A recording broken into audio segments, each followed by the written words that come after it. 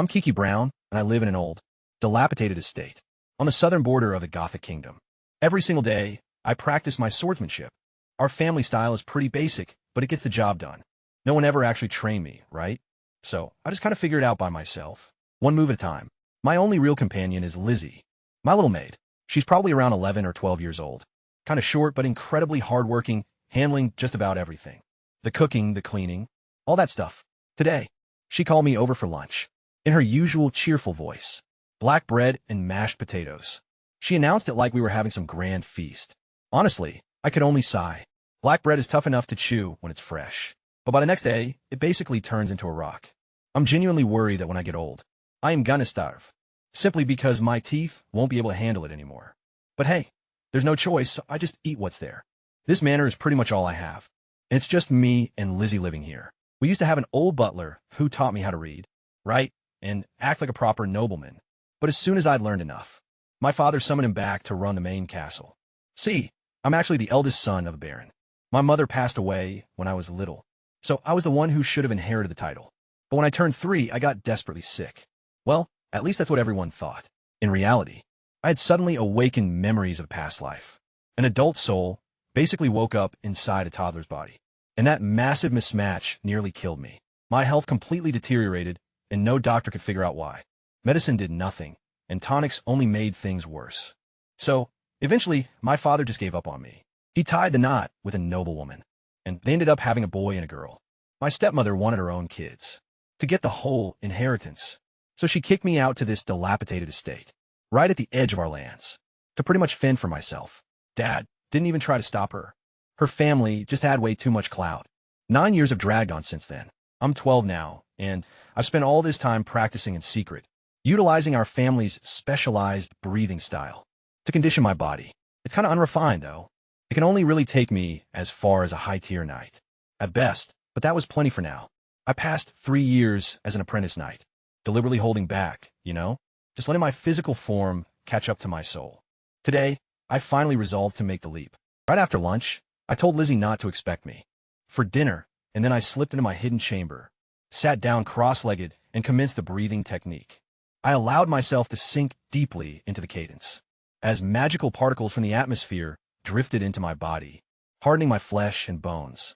Hours slipped away in total quiet. Then, right at midnight, something changed. A wave of pure energy surged from within me. I didn't just advance to a novice knight. I went straight up to a mid-tier, middle-stage level, and at that exact moment, my spirit and flesh finally fused together, fully uniting for the very first time in 9 years. I felt completely whole, taking a deep breath. It felt as though all the pent-up misery of those long years just evaporated from my body. I felt weightless, powerful, and alive. The breathing pattern was cycling entirely on its own now. Gonna keep going like a heartbeat I didn't even have to manage. I walked out to the well in the back garden and poured a whole pail of freezing water over my head. It was late autumn, and the night wind felt sharp, but I didn't feel chilly at all. As for my dad's title, I really don't care about it anymore. I stopped caring the day they kicked me out. The only reason I stayed in this territory was because I was too weak to make it on my own. Now, things are different. I started thinking about my future in this world. Strong people usually serve aristocrats, as bodyguards or soldiers, eventually earning a knighthood for their family. Others become adventurers, taking guild contracts or fighting in wars for cash. Some noble children, who won't inherit anything, set out as pioneer knights, taming the wilderness to earn titles from the crown. At first, I thought about finding a quiet border village, working the land and living a simple life. But then I discovered that this world has actual, supernatural powers, magic, and extraordinary strength, stuff beyond ordinary limits that changes everything. I decided to see how far I could go before settling down, and the best place to grow stronger is the Royal Knight Academy in the capital. I'm 12 now, old enough to enroll. The academy only takes nobles, so at least my birth is good for something. But my family won't pay my way. The tuition is 500 gold marks, which is a fortune for commoners, since a family of 3 can live a whole month on just 2 gold marks. A regular person would need over 20 years of savings to afford it, so I'm gonna have to find the cash myself. I don't know yet if I have a knack for magic, but if I do, becoming a mage would change the whole game. Even low-grade magic potions sell for gold marks apiece. I stood there, gazing out into the dark night. My mind was already drifting, since I ended up in this world. It'd kind of be a waste not to explore what's out there. There were only like 3 hours left until dawn, but I wasn't feeling tired at all. I grabbed my trusty old iron sword, the exact same one I've wielded for 9 years, and began swinging it again. I needed to get used to the sudden burst of strength. From my recent breakthrough, my swordplay doesn't really have a lot of moves, but every single one syncs up perfectly with my breathing technique. 9 years of hard practice. I wondered if all that effort finally meant something. Before this, my body was way too frail to risk entering the magic beast forest, but things are totally different now. It was high time I trained through the early hours, gradually mastering control over this new power. By the time mottled, wispy clouds gathered on the eastern horizon, I finally took a break to catch my breath. Lizzie was already awake and bustling about. When she headed to the backyard to draw some water, she caught sight of me standing there drenched in sweat. "Young master, why are you up so early?" she inquired, as she noticed the perspiration on my brow and got kind of upset. "Did you stay up all night practicing again? You know your body can't handle that stuff." She grabbed my arm and began dragging me indoors, insisting I get some sleep before breakfast. "Hey, little girl," I said, flashing grin. "Don't you notice anything different about me today?" She paused and scanned me over very carefully. Once she spotted the healthy color in my complexion, which wasn't pale and sickly anymore, her eyes went wide. "Young master, did you take some kind of magic elixir? You look way better." "I'm fully recovered." I assured her that my body is durable now, and I've advanced to the rank of knight. I can finally defend myself. From here on out, stick close to me. We're going to eat well and live comfortably. She beamed at that, sharing in my joy, though she couldn't resist poking fun at me. "Eat well? If it weren't for me, you'd have perished from hunger ages ago. That's just 'cause you're a cheapskate," I retorted. "We still have gold marks put away, but you hoard that cash stash like a dragon guarding its loot. That's exactly why I've been eating one meal and missing the next." We spent the forenoon like that, giggling and bickering like we always did. While Lizzie began prepping breakfast, I went over and grabbed her piggy bank. I tipped it all out to check the total. 32 gold marks, 223 silver marks, and 108 copper marks. A single gold mark is worth 100 silver marks, and a single silver mark equals 10 copper marks. That comprised our entire savings. Ever since the old butler departed, the family cut ties with us entirely. Lizzie had pinched every penny to keep us going. If I had been handling the finances, the funds would have vanished long ago. As she walked back in and caught me gazing at the pile of money, she scowled. "Young master, are you planning on buying stuff again? Just let me know what's required, and I'll fetch it. I'm heading to the magic beast forest." I replied, "I need to track down some minor beasts and make enough coin for our journey to the capital. What we have right now won't cut it for both of us. The Knight Academy requires 500 gold marks, and they teach the elite skills. For the martial skills I require, there's just no other way to make that kind of cash. So I've got to go." That really spooked her. "It's way too risky, please stay," she said. But my mind was already made up, and she could totally see it in my eyes. When it was all said and done, she just sighed fine. After we ate, she made me a day's worth of rations. Grabbing 30 gold marks, I hit the road right away. I could feel her anxious eyes on my back as I walked off, making my way to a little outpost, right on the border of our territory, in the magical beast woods. The place was buzzing, with parties of mercenaries drifting in and out. The local guild had set up an office right there, where folks could pick up contracts or trade in materials gathered from the woods. First off, I tracked down a smithy and bought myself a decent steel blade. Just that single weapon set me back 20 gold marks. Staring at the remaining 10 coins, I suddenly got why Lizzie was always pinching pennies. I spent another 6 gold marks on a travel pack, some bracers, a compact tent, a hunting knife, flint, and some other basic outdoor gear. Fully packed and prepared, I headed into the wild alone. Along the path, I crossed strides with a few hunting parties. Some of those guys glanced over, kind of looking like they might invite me along. But the second they realized how young I was, they dropped the idea. Honestly, works for me. I preferred going solo anyway. The further in I traveled, the scarcer people became. The woods turned dense and tangled, with birds screeching high up in the trees, and wild growls echoing off in the distance. It was kind of beautiful, almost like a nature reserve. But I couldn't let my guard down for a second. This was the monster's hunting ground, and a single slip-up could cost my life. Pretty soon, I crossed paths with standard wildlife, armed with upgraded power and a solid blade. I dealt with them effortlessly as their numbers grew. I got way better at predicting their moves. Wild animals are basic. They just pounce and snap. Once you slip past that initial strike, an intermediate warrior, like myself, can take him down without sweating it. Though regular creatures weren't what I came here for. They wouldn't bring in any serious cash, so I didn't even bother harvesting the loot. I just left the carcasses right where they dropped. The scent of blood was going to attract scavengers real quick. Eventually, the local wildlife started thinning out. That definitely made me nervous. It meant I was stepping into true magical beast domain. I had no clue what kind of fiend I'd face first, or if I could actually hold my own against it. I crept cautiously through the thicket, keeping all my senses completely on alert. Just then, the sound of rushing water caught my ear. Parting the brush, I discovered a pristine creek, bordered by lush grass and wildflowers on both sides. Butterflies fluttered all around the blossoms. The scene felt totally serene until I noticed it. A shadow sipping water at the creek's edge. My heart skipped a beat. A jungle stag. A minor magical beast, meaning my luck was actually pretty good. Jungle stags aren't exactly powerhouse fighters, but hunters absolutely love tracking them down. Their horns are top-tier components for crafting enchanted staves and command an excellent price. Even so, any low-tier magical creature is still a threat. This particular kind wielded nature-based abilities and could manipulate creeping vines to strike. My sole option was to evade the roots, close the distance, and take it down using my blade. I quietly retreated back into the foliage and looped around into the deer's blind spot, planning a sneak attack. But right as I crept into position, a blackbird up in the tree let out a sharp, piercing shriek. It had clocked me and was warning its flock. More blackbirds took off from the creek, blowing my cover. The jungle deer whipped around and stared straight at where I was hiding. No point sneaking around anymore. I stepped right out, sword in hand, and faced it head-on. The beast didn't bolt. It didn't really see me as a threat. It struck first, whipping two vines straight at me. I slashed left and parried right, severing both of them clean through. Then I charged forward and brought my blade down hard, aiming to finish it in a single blow. But the deer was way quicker than I expected. Before my strike could connect, it lunged straight at me, antlers aimed right at my chest. Knowing I couldn't dodge it in time, I switched tactics. I threw up my left arm to block the antlers, stabbing my blade into its neck with my right hand. The steel drove straight through its throat, but those antlers still slammed me hard, sending me flying backward. I rolled into the fall to cushion the impact. When I got up, I could hear the deer shrieking in pain, thrashing its head around wildly, desperately trying to shake the sword loose. But the blade was embedded all the way through.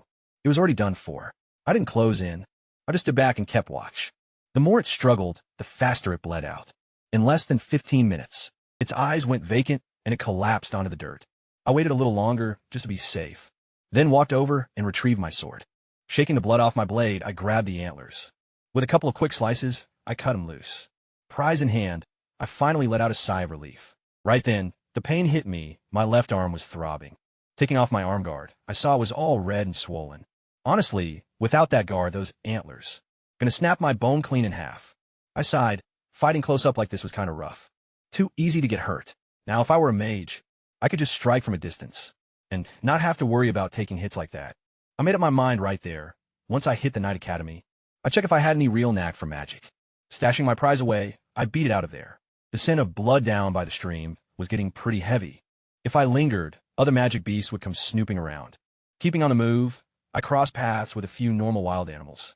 But no more magic beasts. I didn't dare venture any deeper, though. If the low-tier beasts hung out around this level, the higher-ranked ones were bound to be further in, and a mid-rank knight, like myself, wouldn't stand a chance against them. As darkness started to fall, I needed to track down a campsite. Nighttime in these woods completely belonged to the predators. So, I began retracing my steps, scouting for a secure spot. That's when I caught the sound of voices. Freezing in my tracks, I listened closely. A crew of adventurers was chatting nearby. Tomorrow, let's head to the bluff to harvest some vitality grass. That stuff brings in a total fortune. But we gotta keep an eye out for rock eagles up there. So we're gonna need a game plan to dodge their diving attacks. Vitality grass? Yeah, I'd heard of that stuff. It was the main ingredient for brewing vitality potions, healing remedies that patched up wounds almost instantly. Adventurers absolutely love that kind of gear. I'd have snagged some myself if I weren't completely flat broke. If I could just figure out where this cliff was, maybe I could score some of that grass too. While I was mulling over how to pry the location out of him, a piercing shout rang out suddenly. Who's out there? Step forward. Show yourself, or I'm gonna shoot. An archer was aiming an arrow right at me, looking pretty tense. His crew had already dropped into combat stances, set to strike. I've been spotted. I called out smoothly, "Take it easy, folks." I'm just passing through. If I'm ruining your break, I'll take off right now. I walked out from the woods slowly. The moment they caught sight of me, they paused. The guy with the bow mumbled under his breath. It's just some kid. I scanned their group. A swordsman, a bowman, a massive guy with a shield, and behind him, a woman holding a magical staff. Their mage. Just your typical adventurer party. They wound down a bit. A lone teen in the woods.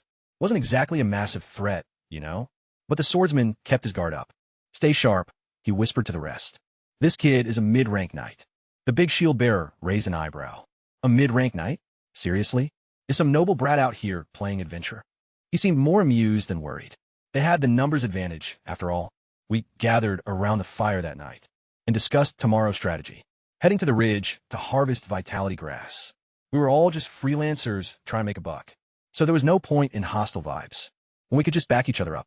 Honestly, the reason we joined forces was simple. Rock Eagles, a fully grown one, could easily go toe-to-toe with a high-rank knight.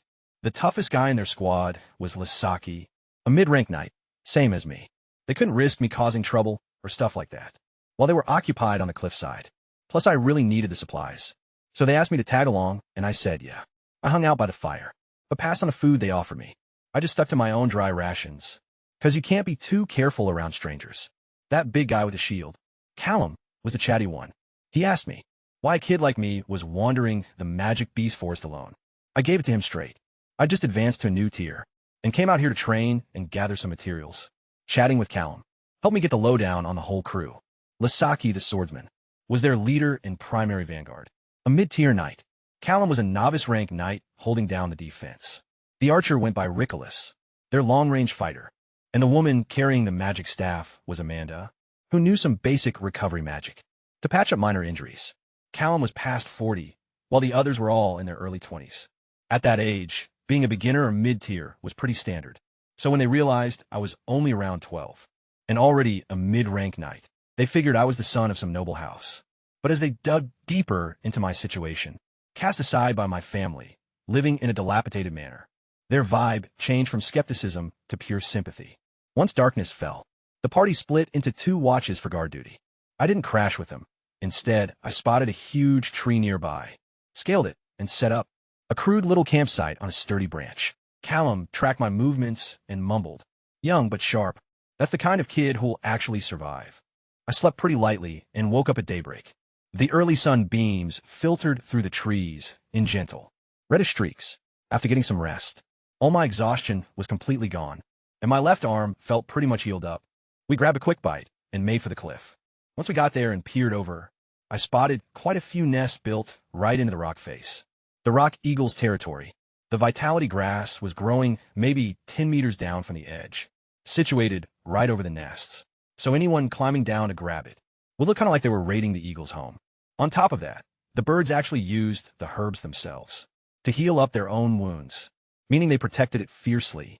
It was still early morning, so the full-grown rock eagles had already taken off to hunt, but a couple of fledglings were still around the nests. They weren't quite as tough as the mature ones, nowhere near night level, but they could fly and scrap, making them way more dangerous than just standard birds. Our strategy was simple enough. Lisaki and I gonna rappel down the rock face to harvest the grass, while the rest stayed up top, holding those wooden spears they carved last night. In case the young eagles came after us, they'd hurl the spears to draw their attention away. "Let's move," Lisaki directed. "Richelis, keep a lookout. Callum, Amanda, watch those eagles. If they make a move on us, use those spears." I secured a line around my waist and started descending the precipice alongside Lisaki, pushing off the stone wall with my boots. I dropped down about 2 or 3 meters with each leap. A few bounds later, I made it down to the herbs. Neither of us uttered a word.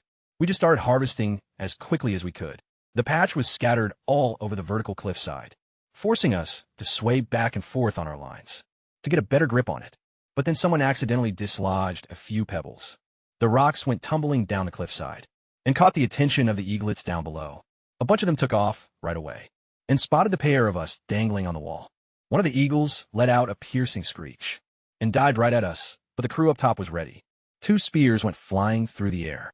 One pierced straight through an eagle's wing, and the injured bird spiraled down the precipice. The other eagle managed to dodge the incoming spear and backed off, circling high above our heads. Then it started shrieking, this long, echoing wail That's bad, Lasaki muttered right away. It's calling the adults, we've got to move now. Once those fully grown eagles get back, we're going to be toast, so I didn't waste a second. I grabbed every bit of vitality grass I could reach, stuffed it all into my bag, and pulled myself up the rope hand over hand. Just 4 or 5 breaths later, I cleared the ledge, and Wasaki was right on my heels. Nobody stopped to say a word. The 3 up top had already bolted. We all dashed into the dense woods together. We barely even had time to catch our breath. Before we heard it, eagle shrieks in the distance. Loud and angry. The parents were returning, but they were a step too late. We were already deep in the brush. Safe and long gone. We took a breather in a quiet spot, following our narrow escape from the ridge. Once we were certain we weren't being followed, everyone let out a massive sigh of relief and just started cracking up. We actually pulled it off. Lasaki and I cleared out our bags and tallied up the vitality grass. 132 stalks in total, split 5 ways. That came out to 26 pieces at the guild's conversion rate, valued at 10 gold marks apiece, bringing our individual cuts to 260 gold marks. Just one run, and we made what a normal family pulls in over 10 years. It's no wonder everyone was grinning from ear to ear. We split everything right down the middle like we said we would. There were a couple of leftover pieces, but I just let the crew take them without making a fuss. It wasn't really a big deal, but I could tell it definitely scored me some points. Lasaki asked if we ought to head back to town as a group, or keep tracking down Callum. The veteran guy chimed in right away. We've done pretty well for ourselves. Our bags are packed tight after the last couple of days. Let's not get greedy, time to turn back. The rest of the crew agreed. Everyone pretty much trusted the old man's call. Then they all shifted their eyes toward me. I've only spent a single day in these woods. So I told them I wasn't quite ready to call it quits yet. Let's split up here, you guys head on back to town. While I push a bit further in Lasaki. Wish me luck, and look after yourself out there. If our paths cross down the road, let's team up again. The others offered their goodbyes as well, and I could honestly see they felt kinda uneasy about me flying solo. They were decent folks. Saying goodbye now just ensures we'll have a better reunion later. I told him to stay safe, every last one of them. And with that, I turned around and headed deeper into the thicket. We'd only banded together for a mutual payout, worked together smoothly, and now it was just time to go our separate ways. Honestly, that's the ideal conclusion for total strangers. As I advanced further inside, regular wildlife pretty much vanished entirely. Every single creature I ran into now was some kind of magical beast. Even if they were mostly low-tier stuff, not worth a whole lot. I only took out the ones that came to me first, and kind of just left the rest alone. I kept wandering from morning till night, without finding anything of actual value. It felt like my luck from yesterday had totally run out. But hey, that's normal. Real life isn't some story, where the protagonist just happens to find treasure. Around every single corner, I did catch sight of a few high-tier monsters along the way, but those guys were way beyond what I could handle. So, I quietly steered clear of every single one. In those web novels from my past life, the main character always runs into some kind of mind-blowing opportunity whenever they venture into a forest, like leaping off a cliff and finding a secret cave, or uncovering some legendary cultivation style. Meanwhile, I hadn't come across a thing. Maybe I should go track down a cliff to jump off? I just shook my head and brushed that ridiculous thought aside. By sundown, I managed to take down a low-level creature that looked an awful lot like a rabbit, except it had vicious fangs and a terrible attitude. I roasted the thing for dinner without feeling a bit of remorse. Once I finished eating, I built up a campfire on the ground, though I didn't actually sleep right next to it. Instead, I scrambled up a massive tree, located a sturdy branch with plenty of foliage for concealment, propped myself up against the trunk, and started working on my breathing exercises. Darkness blanketed the woods, and the forest truly woke up. Predators that stayed hidden all day long began prowling around, and a few passed directly beneath my perch. The burning fire below didn't seem to faze them whatsoever. All that rustling kept snapping me out of my focus. That's why I picked up on something pretty weird. There were way too many beasts on the move tonight, and they were all rushing toward the exact same spot, hurrying along like they had somewhere important to be. If they were merely out hunting for a meal, they wouldn't be traveling in such a reckless way. Yet another creature sprinted by right below me, heading the exact same way as all the rest. My curiosity kind of got the best of me, so I scrambled down, doused my campfire, and trailed them. I kept walking for maybe half an hour, before catching the sound of snarling up ahead. Slowing my pace, I scoped out the area cautiously, then spotted a massive tree and hauled myself up to look. The sight absolutely blew my mind. Scores of monsters had congregated in a clearing. High-tier magical creatures, low-tier ones, and just regular wild animals, you know? Not a single one was fighting. They were just hanging out together, peaceful and totally quiet, almost like they were waiting on something. Squinting closer, I finally noticed it. Right in front of them sat a patch of flora, still unbudded, but radiating subtle ripples of mana. What kind of plant could draw in this many monsters and stop them from ripping each other to shreds? I didn't have a clue. There was way too much wildlife down there for me to even dream of creeping closer, so I chose to stay put and observe from my branch. I figured once the blossoms finally opened, the beasts would start clashing over them, and maybe I could salvage some loot. From a frenzy, even more creatures kept showing up, though none seemed to rank past advanced level. Whatever this vegetation was, it only appeared to attract entities of that grade, or lower. Hours dragged by under the moonlight, and the flower buds began to shimmer, glowing more intensely as midnight drew near. Then, with a gentle pop, pop, pop, the petals unfurled one after another. The predator's eyes burned with pure craving. But what went down next caught me completely off guard. Nobody was fighting. The creatures had sorted themselves by rank. The elite beasts were sitting closest to the blooms, with the mid and lower ranks lagging behind them. And on the far edges were just regular animals that hadn't changed yet. The top-tier beasts stepped up first. Each one approached, carefully nipped off a single bloom, and walked away. Then the mid and lower tiers took their turn. Every single creature took just one flower and headed off without an ounce of greed. No violence at all. The showdown I expected never happened. I just watched in total shock as each beast peacefully grabbed its portion and left. So much for my grand plan, to swoop in after a massive brawl and steal the leftovers.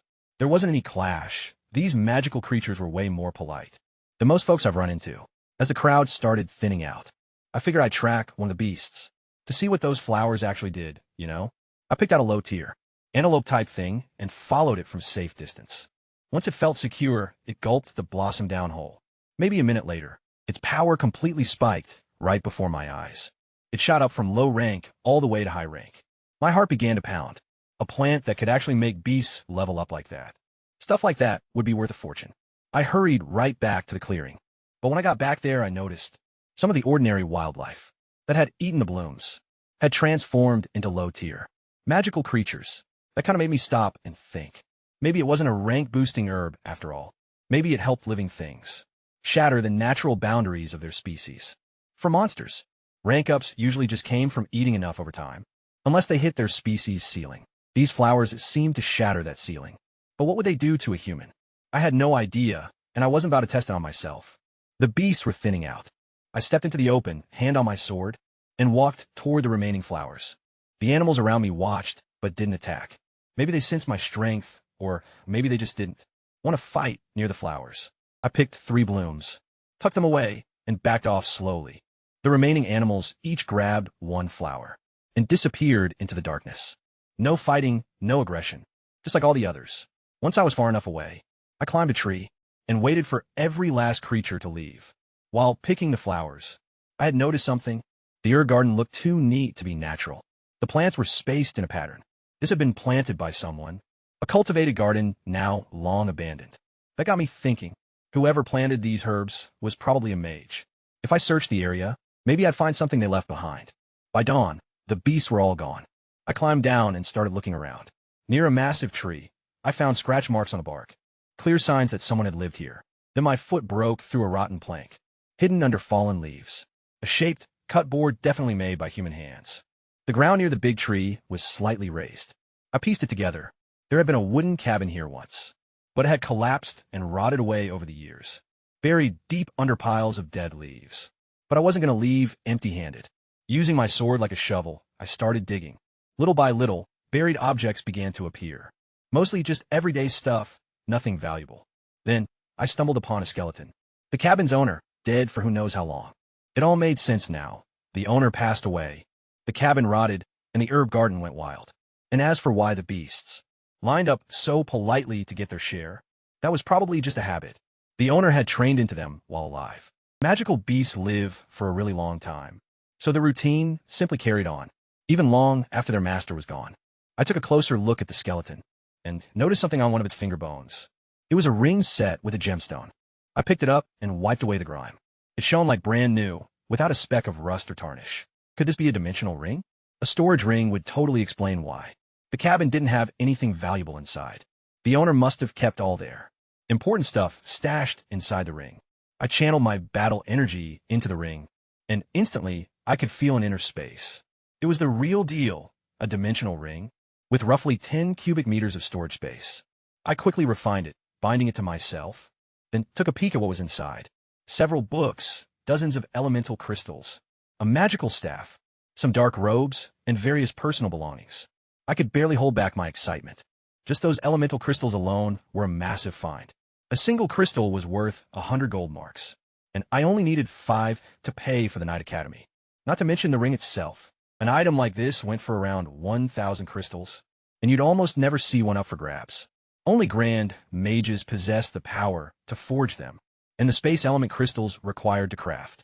Such pieces were incredibly scarce. I stashed my whole pack inside the ring. My journey to the magic beast forest had turned out way better than I'd ever expected. Staring down at the skeleton on the ground, I hesitated for a second.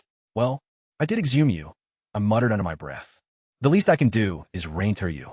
I reburied the remains right where I'd uncovered them. It felt right, a small token of gratitude for the ring, and all the other stuff the old mage had left behind. What I gathered from the woods surpassed anything I could have imagined. There was no point in hanging around anymore, so I made my way back toward the little outpost. Right before exiting the woods, I pulled my backpack out of the dimensional band and slung it over my shoulders. No need to advertise that I owned a storage ring. That's just asking for trouble. After sorting through the goods I wanted to sell, I handed over 2 copper marks at the entrance and stepped inside. Walking past the checkpoint, I couldn't help but envy the entry tax racket. If a town belonged to me, I'm gonna just kick back and rake in coins all day. But something felt off. The settlement was way more bustling than before. When I took off a couple of days ago, this place was just a sleepy, tiny border post that didn't even have an official name. Now, crowds were packing the avenues. Something major had gone down. I headed straight over to the Adventurers Guild. The main hall was jam-packed, even more congested, than the paths outside, so I kept my guard up. I headed over to the trade desk and put down my items. Got 26 vitality grasses, 2 jungle deer antlers, and those 3 strange flowers I gathered. This chubby, middle-aged trader with a twisted mustache took care of my transaction. His face totally brightened up when he spotted the vitality grass. Gonna sell it all? He inquired. Yeah, looking for gold marks. He began tallying up the 26 vitality grasses. 312 gold marks. 2 jungle deer antlers. Make it 40, and, well, now look here, this is a bloodline flower. Pretty low tier, but kinda rare nonetheless. I can give you 200 for the lot. 552 gold marks. Sound good. I felt a bit caught off guard. The rate for the vitality grass was slightly off, but everything else seemed reasonable, so I gave a nod. Still, I was curious. What exactly does a bloodline flower do? The vendor kept a totally straight face, though I bet he kinda wished he hadn't offered 200. It was obvious to him that I had no clue what I was holding. Even so, he gave me a proper, professional rundown. Bloodline flowers can actually boost a magical beast's inherent abilities. They're highly sought after by folks who breed magical creatures. Yours are low grade, so 200 is honestly a pretty fair offer. I kept my poker face on and just nodded along. Let's wrap this deal up. He handed over 5 wrapped stacks of gold marks, 100 apiece, alongside 52 loose coins. 552 in all. I'd already seen him count it out, so I didn't see any need to double-check. I crammed the whole stash right into my pack. Just before heading out, I brought up the massive crowds. The merchant was more than willing to chat. Ah, that? Well, Marquis Ferdinand's daughter. This young lady called Serafina had a massive argument with her old man. She literally just turned of age and flat-out rejected being a pawn in some political marriage. She's officially stepped up as a pioneer knight and picked this spot right by the magic beast forest as her new land to cultivate. She's already sent out teams to scope out the woods. Once word leaked out, merchants and adventurers came flooding in, all trying to get an early edge. The guild is gearing up to expand, while other traders are snapping up storefronts. Property values in town are already climbing. As soon as she begins setting up a proper fiefdom, there's going to be plenty of work for everyone. Contracted adventurers, suppliers, and builders. It's a massive chance. Leaving the guild hall, I looked over at the crowded streets. 2 days, that's seriously all it took for this place to flip. Then a thought hit me. What if I bought a shop here? In my previous life, real estate was kind of the ultimate investment you could make. Location was everything, and this town's value was about to shoot through the roof. Right now, it sits on the edge of the magic beast forest, which keeps most folks away. But once a noble territory gets established, further in, this town will turn into a total safe zone. Prices will explode. I couldn't get the idea out of my head. Even if I don't have the time to run a storefront, I could just lease it out. Being a landlord sounded like a pretty sweet deal. The cheapest real estate would be East Street, right up against the forest, divided from the wilderness by a single wall. People steered clear of it, since a magic beast could just stroll in whenever. But that won't be an issue. Once Seraphina's domain is up and running. Making my way east, I noticed. Other merchants had the exact same idea. Sharp minds, every single one of them. Business folks are always the first to sniff out an opportunity. East Street used to be pretty rough and lawless. But today, it was surprisingly quiet. The town's ruling family, the Evans Viscounts, must have finally cleaned things up. Safety first, then commerce follows. Strolling down the street, I caught sight of a familiar face. It was Callum, that shield-bearing older guy.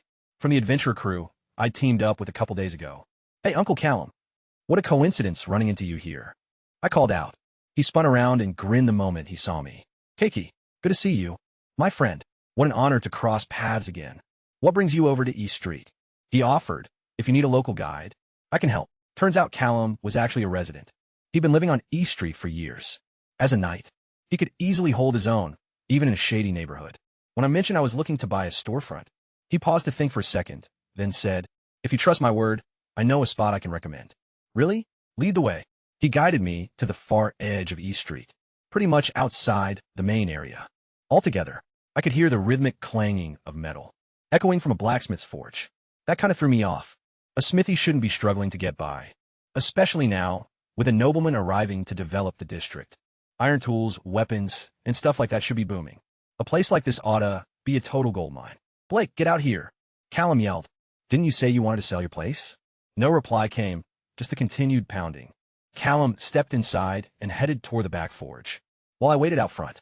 I didn't want to just barge into an artisan's studio without an invite, because that's an easy way to make a terrible first impression. A moment later, Callum returned, towing along a pretty stubborn-looking old guy. This was Blake, the guy who owned the place. Callum introduced us right off the bat. "Blake, this is the buyer I tracked down for you. You've been stressed about aristocrats seizing your place. By force, right? Keiki here is technically a noble, but he's nothing like those other guys. If he takes over the shop, I'm sure he'll keep you on as his resident blacksmith, so you can keep doing your thing." After chatting for a bit, I managed to get Blake's backstory. He'd been running this storefront most of his life. Back in his younger days, he used to be an adventurer, but his potential was kind of capped. He only ever reached novice knight status, following a streak of bad luck. He quit the lifestyle and decided to settle down here.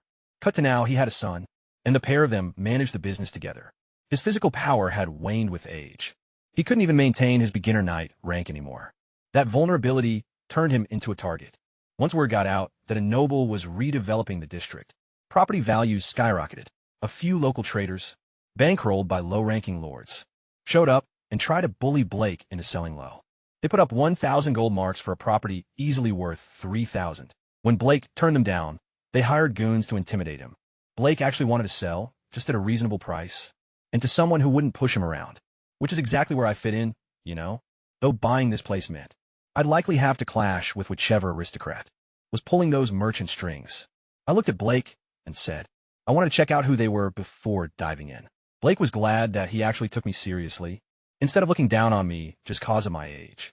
"Are you for real about taking over this place? The merchants backing this have some noble support. Aren't you worried? I'm kinda interested." I replied, "And I'd love to keep you guys on staff. But first, fill me in on these merchants." Blake mentioned they'd given him one final deadline. Noon today, so they're gonna show up any minute. I figured I'd wait around, and while we waited, we shook hands on the price. 28 gold marks for the storefront. I'd take on Blake and his son for 100 gold marks a year. 60 for Blake and another 40 for his kid. Locking it in with a 5-year contract. I pulled 33 elemental crystals right out of my dimensional ring. 28 to buy the shop, and 5 for their first wages. Both Blake and Callum just froze up when they spotted the crystals. And once I tucked the signed paperwork back inside the ring, right before their eyes, their utter shock quickly clicked into realization. Having a dimensional ring meant I wasn't some naive kid. I had serious backing. Blake gave a deep, grateful bow. "Thank you, boss." "Thank you." Right after that, he gave me a full tour of the whole property. The front section had shelves loaded with ironware, like farming gear, kitchen blades, swords, shields, and arm guards. After expenses, the place brought in roughly 200 gold marks annually, mostly by selling everyday hardware to local townspeople. The margins were tight, but once the noble pioneers got here, and adventurers started pouring in, profits were bound to skyrocket. Just one basic iron sword fetched about 20 gold marks. Back in the forge, I was introduced to Blake's son, Smith. He looked to be in his mid-20s, pretty quiet and reserved, not really a people person. Blake handled all the customer stuff anyway. Smith was just shaping iron. My place was locked down, so I just had to sort things out with those traders. Blake and Callum actually shared a pretty similar vibe. Kinda chatty and genuinely friendly. Once the store agreement was finalized, Blake loosened up and began swapping hilarious tales. From his decades of managing the place, I was feeling pretty good myself, so I didn't mind shooting the breeze and bonding a bit more with my latest hire. Around an hour slipped away like that, before a booming shout echoed from outside the storefront. "Hey, old-timer, hand over the property quietly or get wrecked." A stocky, chubby merchant came waddling through the entrance. He had a single-lens monocle fixed over his left eye, some enchanted device used for sizing up goods. Right behind him loitered a few nasty-looking enforcers. Blake snapped back instantly. "You're way too late. You swindler, this property doesn't belong to me anymore." The trader's face flushed with rage. Who thinks they can snatch a spot that I already claimed? Do they have a death wish? "I gather you wanted to send me to the Grim Reaper," I remarked unfazed. "Pretty sure you can't back that up." He glared at me, completely baffled, just a brat, barely 5 feet tall, rocking a blade on his hip. "Are you even old enough to shave yet? You honestly think you can mess with my affairs without begging for forgiveness later on?" I didn't feel like dragging this out, you know? The name's Kiki Braun, heir of Baron Braun. That definitely made him pause. I could almost see the mental math happening behind his eyes. He recognized the Braun estate, meaning 2 male heirs. The firstborn, frail and pushed aside. The younger sibling, highly favored. Now, if the boy standing before him truly was that eldest kid, and clearly in perfect health today, well, he was staring right at the next lord. Baron Braun wasn't a man you'd want to cross. His look shifted in an instant, and a tense grin crept over his face. "Oh, young Master Kiki, if I'd known this place was yours, I never would have come around causing trouble. But, young master, what are you even doing in a gritty little town like this? And without any bodyguards? Aren't your folks kind of worried about you?" The second he brought up my parents, I let my gaze turn ice cold. "You seriously dare mention my mother to my face? She's gone. Did you forget that? Or are you just asking to get killed?" He rattled immediately, giving himself a light slap on the cheek. "Just a slip of the tongue. I was honestly just looking out for your safety, you know? The words came out all wrong. Please forgive me." I wasn't actually furious, though. I saw right through what he was trying to do. He was testing to see who I really was. If I hadn't flinched when he brought up my late mother, he'd have figured out I was an imposter. By getting pissed off, I proved I was the real deal. I dropped my voice to a flat tone. "So, are you looking to buy stuff from my shop, or what?" He blinked, instantly realizing I was giving him an out. "Yes, absolutely. I dropped by to get some swords for my men. Blake's work is top tier. So, this was the obvious place to go." "Blake," I spoke up, "the client needs some swords. Go grab a few of the good ones." Blake brought over a handful of standard iron blades. I grabbed one and gave it a casual swing, making the steel slice cleanly through the air. "These are excellent weapons. That'll be 30 gold marks apiece." The merchant winced. "Other places sell them for 20. Well, these are far better blades. You won't find this kind of caliber anywhere else. Unless you're not planning to buy." I'm buying. "I'll take one." He reached out for the blade in my hand, but I didn't let him have it. His hand just sort of hung there awkwardly. Gazing at my face, he ground his teeth together and muttered, "2. I'll take 2. "Fantastic. Appreciate your business."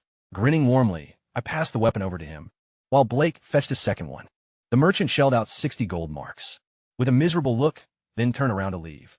"Drop by again anytime," I called out to him cheerfully. I caught the sound of him tripping outside, as his footsteps began to quicken. That right there was the clout of an aristocratic title. No brawling, no violence. If I weren't the son of a baron, this whole thing would have turned into a fist fight.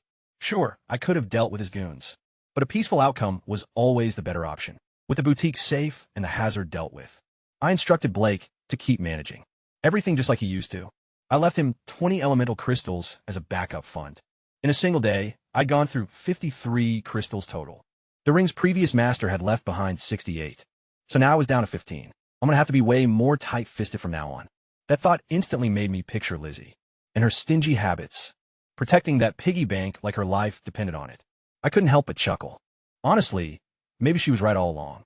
Since everything in town was sorted out, I rented a coach and made my way back home. The journey had been brief, but way more profitable than I ever anticipated. With nothing left to do during the commute turn, I grabbed the books from my dimensional ring and began flipping through them. There weren't many, but after sorting them out, I spotted a herb guide.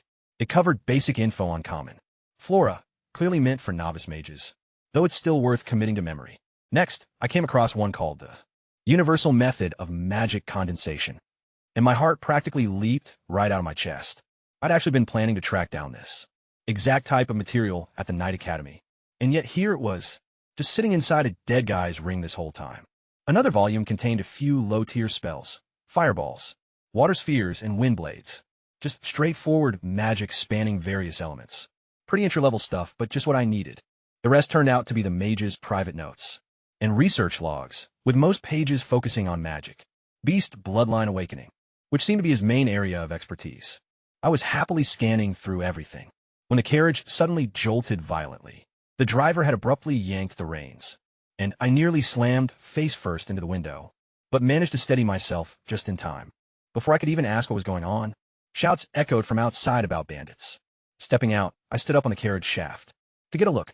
It wasn't exactly the fierce raid I'd anticipated. Just a dozen or so ragged, famished folks clutching farm tools. They're refugees, not actual highwaymen. But their leader was a different story. Dressed in a dark robe, he had no aura of battle energy, meaning he wasn't a knight. That made him a mage. A magic user spearheading a roadside mugging? That immediately made me cautious. The driver hurried over, attempting to reassure me. Sir, it's only some refugees blocking the path. I come through here all the time. Just toss them a few coppers, and they'll let us pass. Have you ever spotted that guy in the black robe before? I asked, but the driver just looked and shook his head no. Usually, it's just folks who are desperate, you know? I've never seen anyone dressed up like that. I paused for a second. Go on and talk to him. If it's just cash they're after, just give it to him. These guys have had a rough life. No need to cause a scene. The driver stepped over to cut a deal. I kept gripping the hilt of my sword. Something fell off. That robed figure gave me a deep, gut-level feeling of dread. And I was right. Before the driver could even get his words out, the sorcerer kicked him hard. The driver went flying through the air, tumbled across the dirt, and cried out in agony. I whipped out my blade instantly, staring right at the mage. He didn't waste any time either. He began incanting and hurled a fireball straight at my head. Leaping off the wagon, I hit the ground rolling. To cushion my landing as the blaze rocketed past, it slammed into a roadside tree, bursting into a shower of sparks. The trunk was left totally black and scorched. The blast was decent, but nothing I couldn't handle. I can take this guy. I rushed forward, drawing and slashing. I yelled, aiming a strike right at his waist. It was a move designed to completely break him, using sheer momentum and fear. The spellcaster couldn't move in time.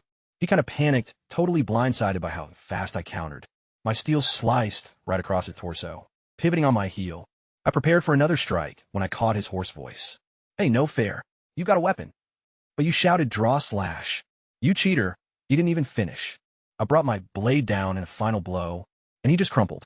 I flicked the blood away and sheathed my sword, then knelt down beside him and used the scabbard to nudge back his hood. Underneath, it was a middle-aged guy with a ruined, scarred-up face. Whatever had happened to him, it kind of explained why. A sorcerer ended up mugging travelers on the highway, but he was dead now, so I'm never going to know his story. The refugees scattered and bolted the second their boss went down. They were just desperate people with zero useful info, so I just let him go. The driver managed to stand up on his own. His wounds weren't anything serious. I ransacked the mage's corpse. His coin purse held over 100 gold marks, plus a little silver and copper stuff. I stashed it all away into my ring. He was also carrying a low-grade magical staff. Nothing else. The guy had been dirt poor. No wonder he turned to highway robbery. I hauled the body into the woods. The stray dogs would track it down soon enough. Back inside the coach, I got to thinking. Refugees blocking the roads was pretty common. The driver had already verified that. But a wizard running the show? That was bizarre. Even a desperate spellcaster wouldn't normally take a risk like this for such a tiny payoff, unless someone had paid him off. And the mage hadn't actually tried to rob me. The instant he spotted me, he lunged, which meant I was the actual target. But who could want me dead? Right before my breakthrough, I'd spent years holed up in that decaying old mansion. Lizzie handled all the groceries, so I barely saw anyone.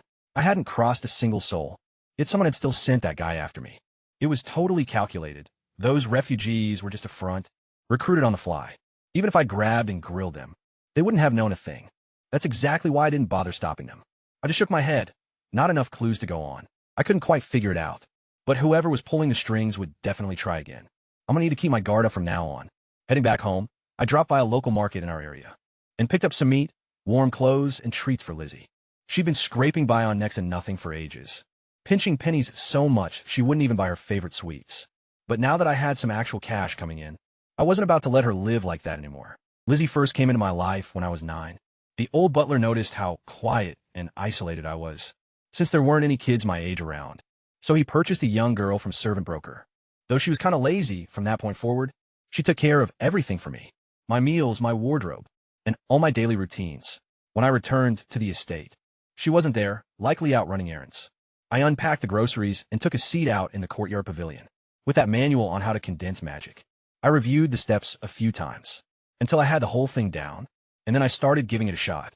Lizzie made it back while I was in the middle of practicing, but she already knew our unwritten rule: never interrupt me when I'm studying or training. So she just went about her own chores without a sound. After a couple of tries, I could actually sense the magical energy in the air, gravitating toward me and pouring inside with every breath I took. It was working. I actually had the talent to be a mage. But then I ran into a snag. Where was I going to keep this magic power? See, in this world, combat energy and magic power are usually kept in the exact same spot, the chest region, which I knew from my past life, as the middle dantian. But combat energy already crowded that space in my body. Magic power and combat energy just don't mix. They clash and push each other away. That's why nobody around here can be a knight and a mage at the same time. But what about the lower dantian? According to my past life's teachings, there were 3 distinct energy hubs. If combat energy claimed the middle one, maybe magic could settle in the lower core.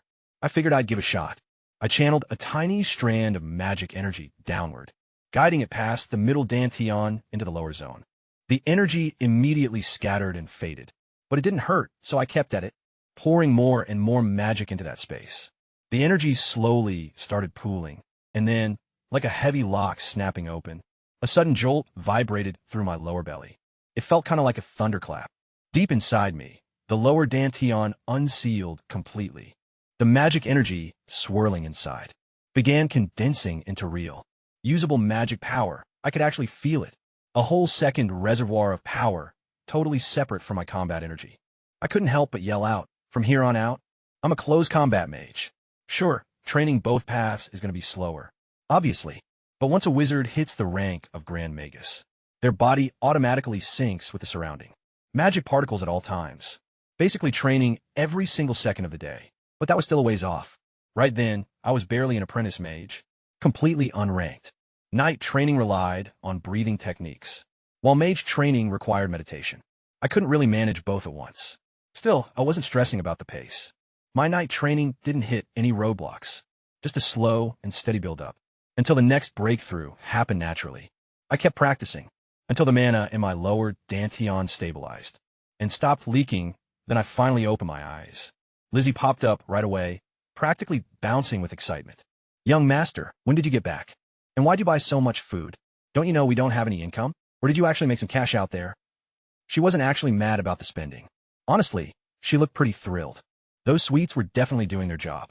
Your young master just struck it rich, I said, flashing grin. No more pinching pennies, kiddo. Eat whatever you want, drink whatever you want. I'm loaded now. She gave a quick nod and agreed, but her face showed she didn't buy it at all. I made plenty of big promises before. Besides, she and I weren't really like master and servant anyway. We were way more like brother and sister. She talked back to me whenever she felt like it, and I never really minded.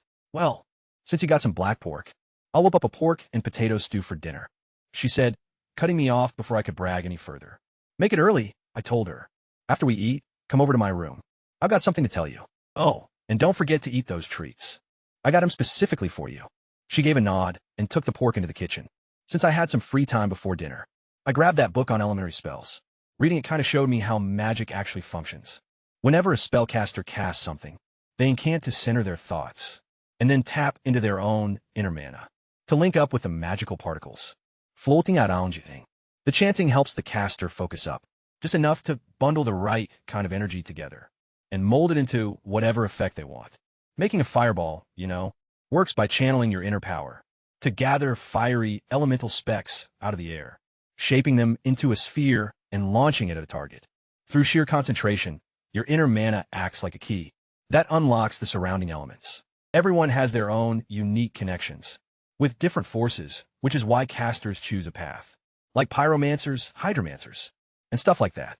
Talented mages with immense mental willpower can completely bypass the spoken incantations and invoke spells on the spot, simply because their minds are strong, enough to rule over the elements directly. Once dinner wrapped up, Lizzie finished chores and dropped by my room. "Did you need something, young master?" "Step inside," I replied.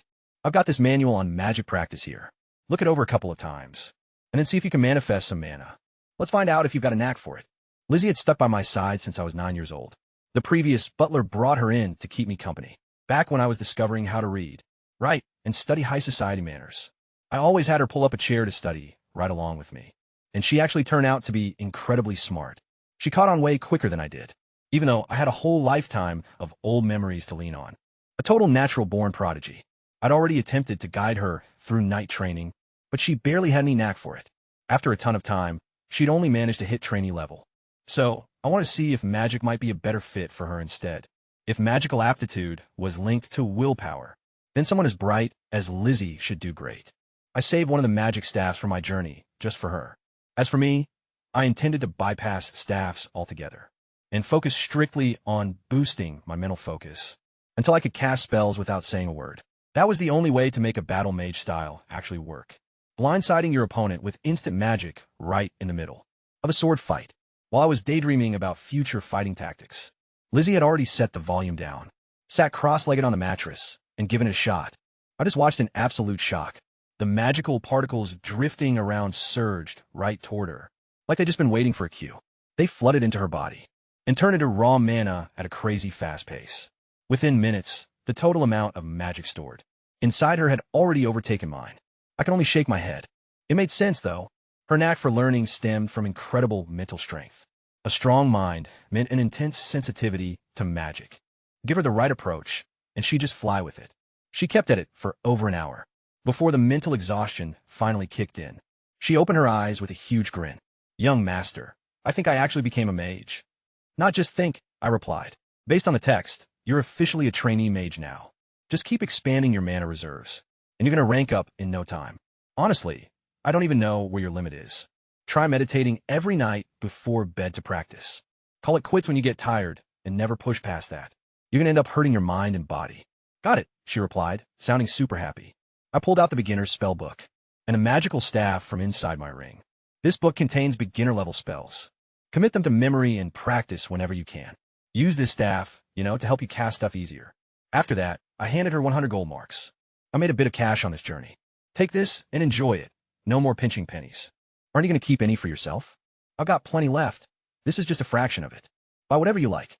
Her eyes instantly brightened. She snatched up the coins and skipped off to her bedroom. A little bit later, I caught some noises coming from the backyard. I went out to check it out and spotted Lizzie standing there holding the magic staff, shooting off different spells. Her initial fireball was tiny and sputtered out halfway through. There just wasn't enough force behind it. Her second attempt, though, was way larger, streaking straight and strong without losing any size. An actual, real fireball, and she just kept at it, hurling fireball after fireball like a kid playing with a brand new toy, right up until she totally drained all her mana. She spun around and gasped, startled, when she noticed me standing by the back door. "Young master, how long have you been standing there? You totally scared me." "I've been watching since your second shot." To be completely honest, I was blown away. I had memorized those exact same incantations, but I need tons of practice before I could actually manifest them properly. She had looked over the book just once and was already pulling off successful casts. Her natural gift for magic was clearly superior to mine. Work on different elements over the next couple of days. I instructed her. Give fire a shot. Water, wind. Every single one in the book. Figure out which one fits you best. Then focus your training on that until you can cast without chanting. That's when you'll really be able to protect yourself. "Yes, young master." She gave a firm nod. I turned around to head back inside, but stopped. Something had been bothering me ever since the roadside ambush. One more thing. While I was away, did anyone drop by the manor? Did anything unusual happen? She paused to think. Our old butler, Charles, stopped by, but he wasn't by himself. He brought along a middle-aged man. That caught me off guard. The old butler had been sent away to handle family affairs. He shouldn't have had the time to visit. And who is this stranger? What did the butler say? What did the guy look like? "The butler came to let you know that, Baron Braun. Want you back home for the Grace Day family feast. The guy with him was carrying his sword, so probably a guardian knight. He didn't say much, but I remember now. He had a scar on his forehead, kind of hidden by his hair. I only spotted it when he turned around to leave.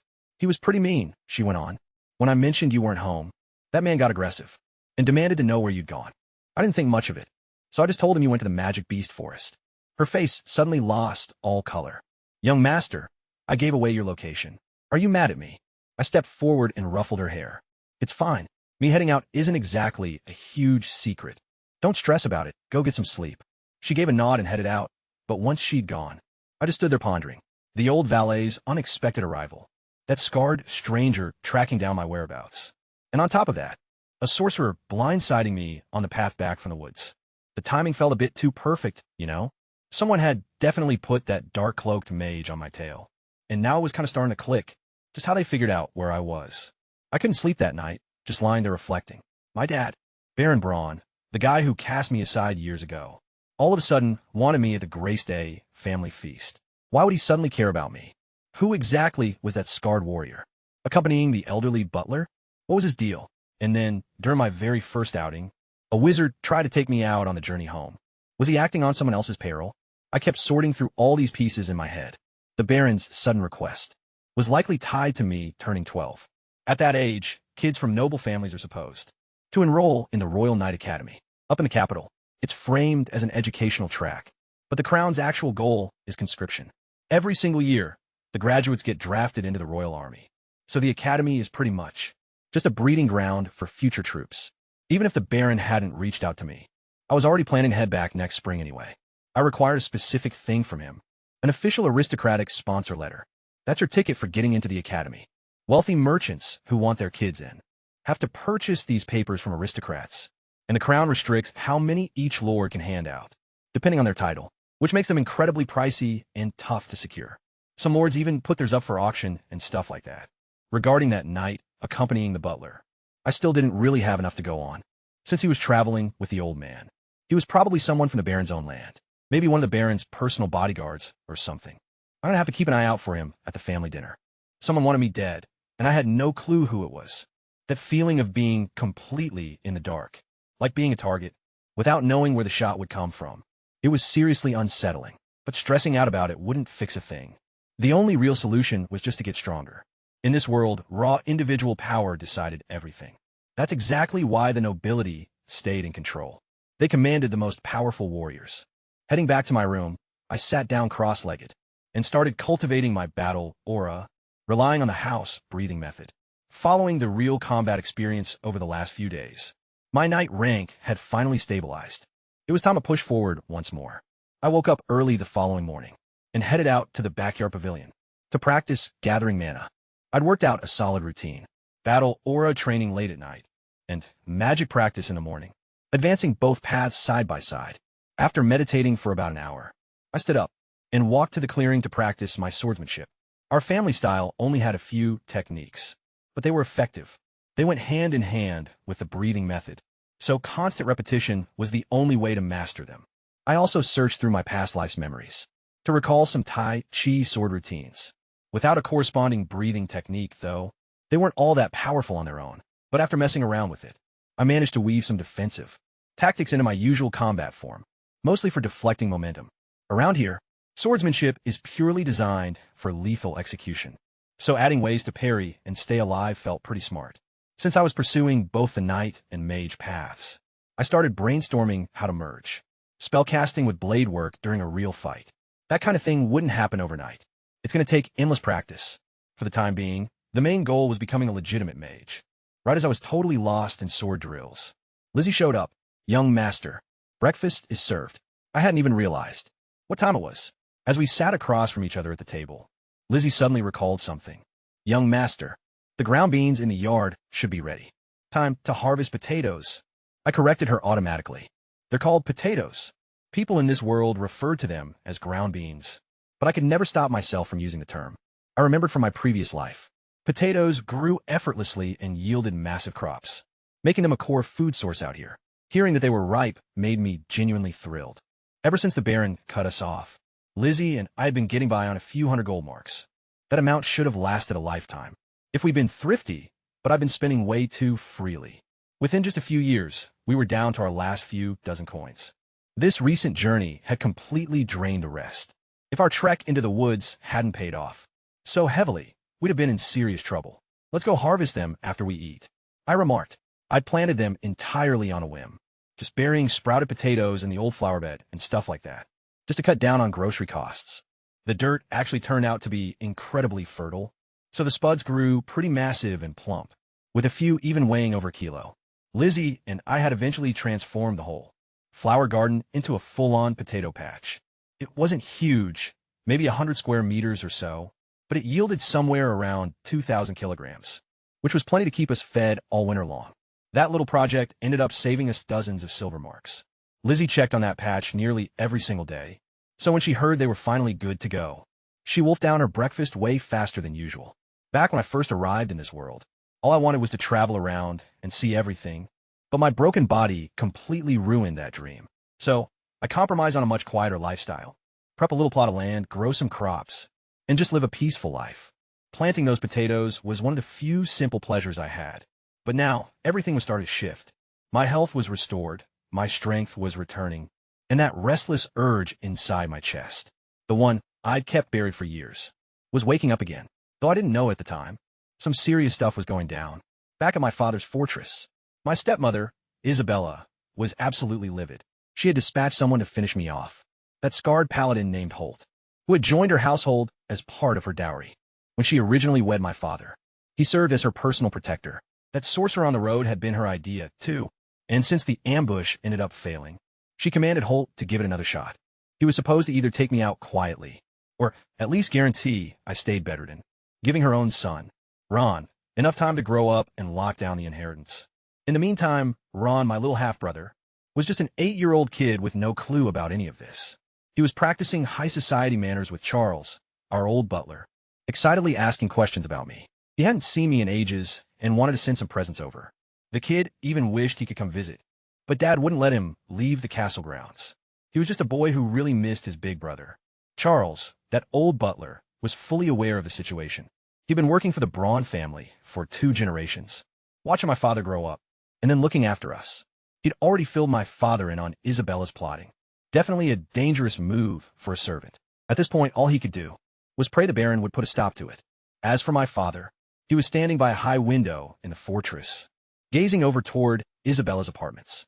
With a grim expression, he knew exactly what she'd pulled. When he first heard that my health had bounced back, he felt a genuine sense of joy. But his wife's plot to have me assassinated absolutely furious. He dispatched an operative to save me from the mage's ambush. But his man got there too late, only finding the wizard's corpse left in the forest, while I was already back home safe and sound. That really caught him off guard. His frail, cast-off eldest son had taken out a sorcerer all by himself. After mulling it over, he called upon a shadow, some sort of secret operative, and issued a command. Keep an eye on me. Trail anyone trying to do me harm, but don't get involved directly. I was completely oblivious to this. Unbeknownst to me, it turned out to be a lovely afternoon. Lizzie and I spent the time harvesting the potatoes we'd planted a few months back in the old flower bed, and the yield was massive. Just big, plump potatoes, a few weighing over 2 pounds apiece. Plenty to keep us fed all winter long. Lizzie was so thrilled she cooked up a little tune. Stewed taters, roasted taters. Gonna eat till our bellies are stuffed. Working out, farming, poking fun at my little maid. These peaceful days were just cozy and easygoing. But later that night, things fell kinda off. I was chilling in my upstairs bedroom. Focusing on shanding my combat. But this weird, edgy feeling kept creeping over me. I just couldn't settle into the meditation, no matter how hard I tried, you know? Opening my eyes, I started to wonder if something bad was about to go down. That botch hit on me was still a total mystery. Whoever sent that sorcerer might try another shot, so I've got to keep a tighter eye on the estate. Over the next few days, since training was out, I lit a lantern and grabbed a book from the shelf, a historical chronicle of the realm I'd picked up over the years to kill some time. It was packed with tales of the royal family, written with a shocking amount of detail. They actually named all the mistresses and flings of high-ranking lords. Honestly, I couldn't grasp why the reigning monarchs even let stuff like this get published. Wasn't it totally humiliating? What I didn't catch was that in high society, having secret lovers was basically bragging rights. The more you had, the more popular you were considered. Aristocrats even hosted exclusive parties, just to flaunt their romantic escapades. Safe to say, I still had a ton to learn about how the upper class operates here. Right around midnight, I let out a yawn and tucked the volume away.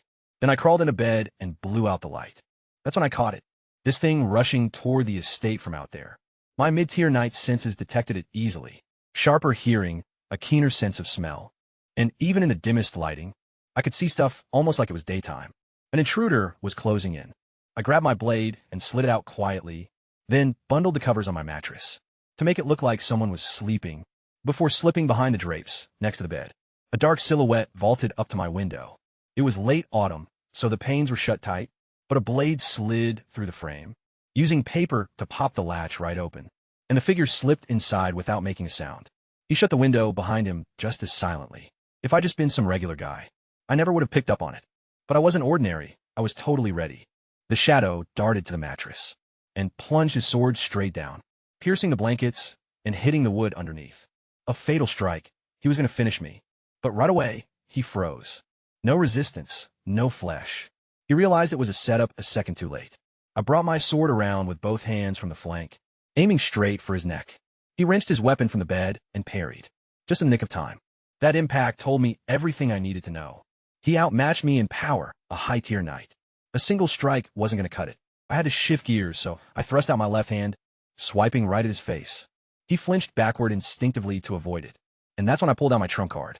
A burst of fire ignited instantly in my left palm. No incantation, no heads up at all, and detonated right in front of him. He totally missed it, the fire blistering his flesh and searing right through his eyes. Before he could even blink, an awful shriek shattered the night, and he was left completely blind. He started hacking his blade wildly, trying to guard himself just by listening, but I didn't rush him with my sword. Instead, I conjured another blast of fire and hurled it at him. Sensing the heat, he threw himself aside to dodge, which was exactly what I was waiting for. As he tried to get up, I drove my blade straight into his back.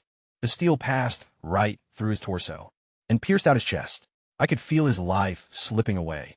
He let out a faint gasp, completely bewildered. His intel said I was just some regular knight. Nobody warned him I could cast magic too. That oversight cost him his life. An elite warrior, completely undone, just because he had no idea who he was dealing with. Taking no chances, I swung one last time and took his head. Only then did I exhale. I went through his pockets. A couple of gold coins, some silver stuff, but nothing else. No dimensional ring. No papers to identify him. The explosion had totally disfigured his face anyway. "Young master, what's going on?" I heard someone yelling. Lizzie was standing at the door, holding a lantern, pounding urgently. I didn't want her seeing the gore. "It's nothing. Just go back to bed." But she pushed her way inside anyway. The glow of the lamp caught the blood splattered on the floor. She went pale. "Young master, what is this?" I quickly blocked her view. "I'm totally fine. Look at me. Not a scratch." I spun around to show her. She just locked eyes with me for a second, then threw her arms around me and started sobbing.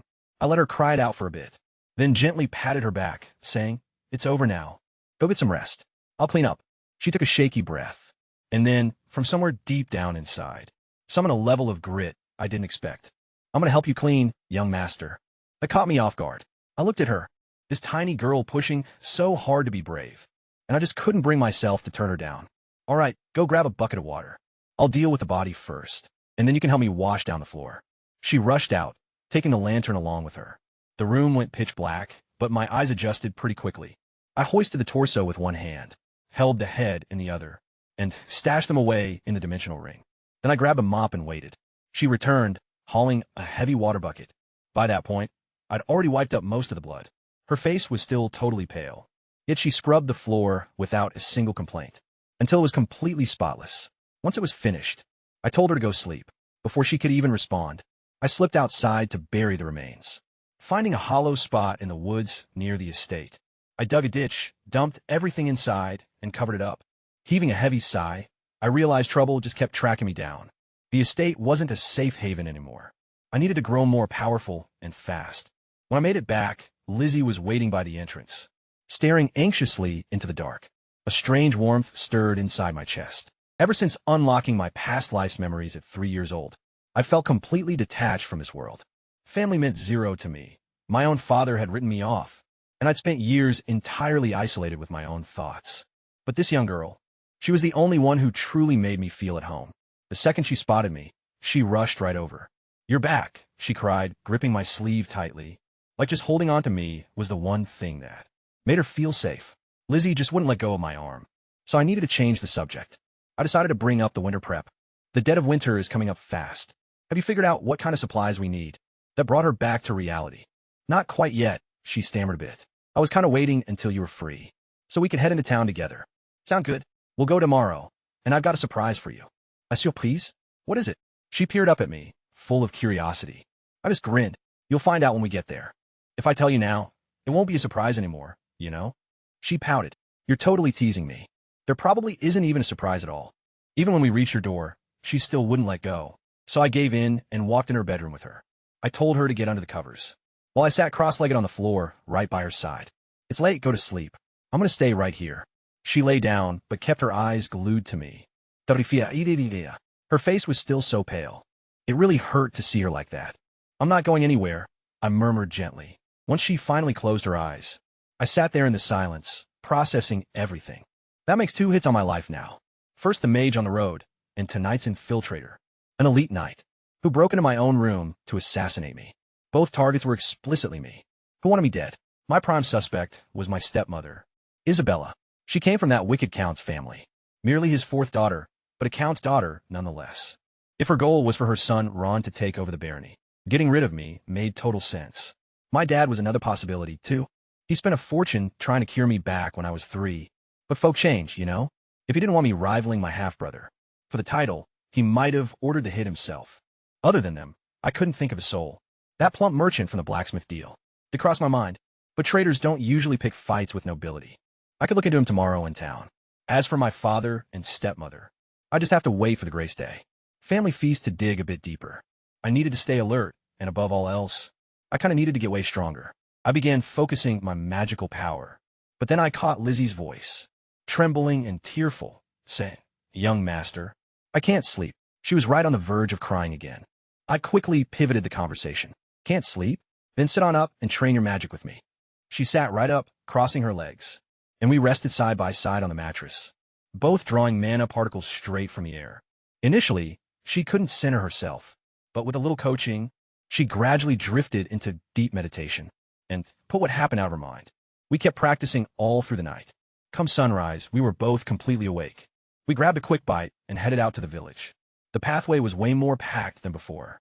More wanderers, more wagons. The settlement was obviously expanding.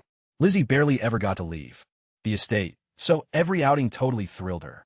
As we strolled, she rambled on about every blossom, every creature, and all kinds of new stuff she noticed. Her good mood was kind of catching, and I cheered up. 2. We covered the admission, heading past the gates. The place was totally alive, sellers shouting on every corner, peddling grub, threads, gear, and forage straight out of the woods. Lizzie hit up every single cool-looking booth, giving things a real close look, asking the price, but she didn't buy a thing, pinching pennies like always. I stepped up beside her. "If you like it, just grab it. A couple of little trinkets won't hurt." She leaned right in and murmured, "I'm not actually looking to buy. I'm just scouting prices to gauge the going rates, you know, so nobody can rip us off later." I just stared at her. This girl was way sharper than I'd given her credit for. "We're going to grab the winter gear on our way out," I noted, "but first, I want to show you your surprise." "There's an actual surprise?" She still wasn't buying it. I guided her toward East Street. The strip had gotten cleaner, safer, with more storefronts and crowds. When we arrived at the smithy, I led her inside. "Young master, are we getting a blade?" she asked. "Not purchasing a thing. I want you to meet someone, and that's the whole surprise." She scanned the workshop, looking totally baffled. "Where's this surprise?" Blake stepped out from behind the counter, grinning wide. "Boss, good to see you back. Get on in here, take a seat." "Blake, how's trade? Has that bloated trader come sniffing around?" "Business has really picked up lately. That dealer hasn't shown his face around here since the day he split." I nodded. That pretty much backed up my hunch. If that merchant had indeed hired thugs to jump me, he'd have come back to snoop around, or try to reclaim the place after the hit. The fact that he stayed away meant he'd truly given up on it. So, one suspect off the list. That left only the folks back at the Baron's castle, my father and stepmother, as the ones most likely trying to put me down. When Lizzie found out the forge belonged to us, she lit up so brightly. That last night's horror vanished from her face. Completely. That was all I needed to see to make it through the winter just fine. I decided to hunt some magic beasts for meat. Since my breakthrough, My body burned through energy way faster. My appetite had nearly doubled in just 2 days. Ordinary food wasn't going to cut it anymore. I needed meat from magic beasts, you know? I left Lizzie at the blacksmith shop and headed straight into the magic beast forest, aiming for the boulder woods. I'd heard a herd of rockhorn magic sheep live there. They were low-rank beasts, about twice the size of normal goats, around 400 pounds each if I could bag a few. We'd have meat for the whole winter. My dimensional ring could hold about 4 or 5 of them. I passed through the forest quickly, ignoring the predator-type beasts along the way. Their meat tasted bad, and I had a clear target. An hour later, I reached the boulder woods. Massive rocks jutted from the earth in weird, but beautiful shapes, nature's artwork. But when I searched for tracks, all I found were old ones. No fresh signs of the sheep anywhere. That was kind of strange. Had they migrated? I pushed deeper for another 2 hours. Searched all the way till noon and still came up empty. Didn't see a single sheep, like something had scared them off. Pushing deeper in was just too risky, 'cause the woods got way more dangerous the further you went. So I figured I'd circle around and head on back. Once I cleared the boulder woods, I cut right back into the thick timber, hoping to track down anything worth hunting. That's when I caught the roar of some magical beast up ahead. I snuck a bit closer to see what was up. Turns out a heavily geared squad of soldiers was taking on this massive crimson horn magic bull. The creature stood easily 3 meters tall, sporting a pair of giant, spiraling red horns on its head. A thick, wild mane covered its neck, and its legs looked like solid pillars. Even though it was technically just a low-tier beast, its massive size gave it the raw power of a mid-grade monster. Honestly, it had to weigh over 3,000 pounds. The bull was riddled with cuts and bleeding pretty bad, but its eyes were completely bloodshot with rage, and it wasn't anywhere near ready to quit. It lunged forward, hooves tearing up the dirt. One of the soldiers tried jumping out of the way, but totally misjudged the beast's wingspan. He managed to clear the horns, but that massive bulk clipped him. He went spinning through the air, slammed hard into the dirt, and just lay there still. Watching from my cover, I couldn't help but wince. Talk about terrifying strength. The bull whipped around, gearing up to charge again. But right before it could make a move, a fighter clad in white armor stepped out, wielding a broad, heavy greatsword.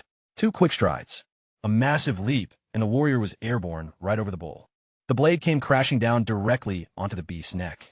It didn't slice through. The edge was actually pretty blunt, but the impact completely shattered its spine. The bull let out a shriek and dropped instantly, its legs just twitching uselessly. It was totally finished. The troops shouted in victory and set up a guard, waiting out the beast's final moments. But the fighter in white didn't join in. Instead, they approached the downed combatant, inspected his wounds, and gave a slow shake of their head. The man was gone. Right then a crisp, piercing voice echoed out, "Hey, friend in the trees. How much longer gonna stay hidden?" Caught out, I casually stepped out and walked in a plain view. The guards quickly formed a defensive ring to shield the white-armored fighter, raising their blades until they caught sight of me. Spotting a 12-year-old kid, they completely froze. "Just a kid," one of them mumbled. "I'm just passing through." I offered, heard a bunch of noise, and came to check it out. "If I'm getting in the way, I'll head out." "You're not bothering anyone," the warrior replied. "I'm just kind of curious why a child your age is wandering the magical beast forest all alone." That kind of rubbed me the wrong way. What's there to be curious about? It's not like there's a rule saying this place is adults only. Besides, you don't look all that old yourself. I gave her a pretty blatant once-over. She hesitated, clearly unused to anyone talking back to her. Then, she seemed to realize her question had been a bit too blunt. As she pulled off her helmet, the face underneath was stunning. Flawless, porcelain-like skin, paired with keen, luminous eyes radiating pure confidence. Strands of silver hair drifted in the breeze. Matched with that pale plate mail, she seemed like a figure straight out of a myth. A couple of words sprang to mind. Gorgeous, yet fierce. Catching myself gawk, I felt my cheeks instantly flush, and I managed to stammer out a quick apology. A faint smile crossed her face at my flustered state, and she introduced herself in a much softer tone. "Serafina, daughter of Marquis Ferdinand. And who might you be?" The second I heard that name, my mind just went totally blank. Serafina, the pioneering knight. Pretty much everyone in town had been gossiping about her. The aristocrat who was going to cultivate the land, right by the magic beast forest. The woman whose arrival had completely turned a sleepy frontier town upside down. And there she was, standing right in front of me. The instant I caught the name Ferdinand, I realized who she was, the pioneering knight that the whole town had been buzzing about. In this world, you're considered an adult at 16. She looked like she just hit that milestone. Realizing I was staring, I quickly snapped myself out of it. I offered her a bow, though it was kind of clumsy, since my noble etiquette was super rusty, to say the least. Keiki Braun, son of Baron Braun. I wasn't big on announcing my family name, but she'd been polite enough to introduce herself first, you know? I caught her eyebrow twitching just a bit. And my awkward manners, even if she was too well-mannered to actually say anything. Once the introductions were out of the way, the tension finally faded. She ordered her guards to harvest the dead bull. While she observed me intently, I could tell she was trying to gauge my knight rank. Suddenly, something changed in her look. A flash of surprise, maybe even disbelief. She was clearly doing the math. A kid my age reaching mid-tier knight was way past normal. She'd probably been hailed as a prodigy in her own circles, but at 12 years old, she would have still been a mere trainee. I could practically see the doubts piling up in her mind. How come nobody in high society had ever heard of me? A prodigy like that should have been famous. She must have figured that my family was keeping me hidden, on purpose, shielding some kind of secret weapon.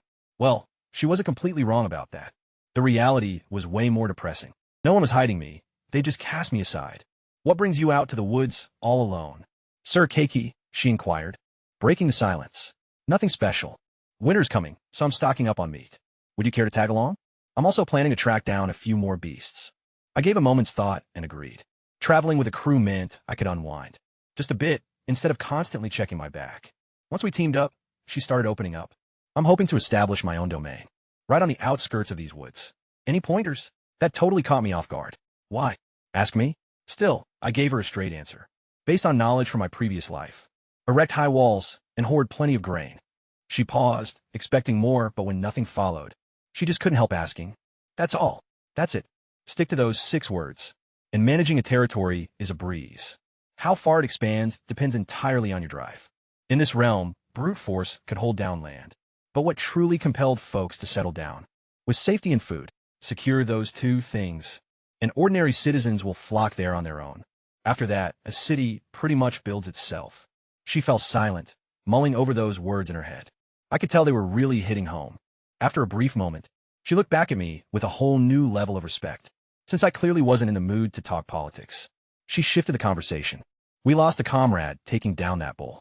I planned on heading back, but since you're around now, let's keep the hunt going. She stowed the packed bull meat inside her spatial ring, then gently placed the fallen soldier's body inside too. Right after that, she commanded her unit to advance. Her crew advanced in a compact, organized pack. A pair of scouts out front, 2 covering each side, another pair watching the rear, and 3 flanking Seraphina closely. They started with 12, but that bull fight brought them down to 11. She was only 16, yet she had a dozen guardian knights under her command. Her family's wealth was obviously on a whole different level. I kept pace next to her, checking out how her crew operated. Honestly, I had to admit I was pretty impressed.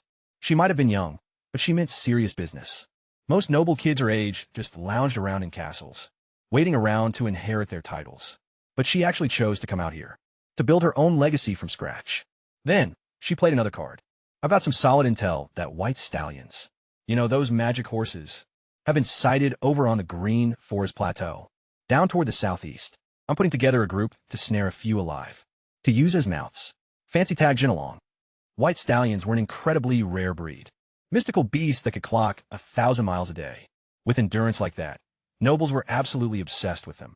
One ducal house had actually built a cavalry of 100 white stallion riders, and they basically crushed it on every single battlefield they hit.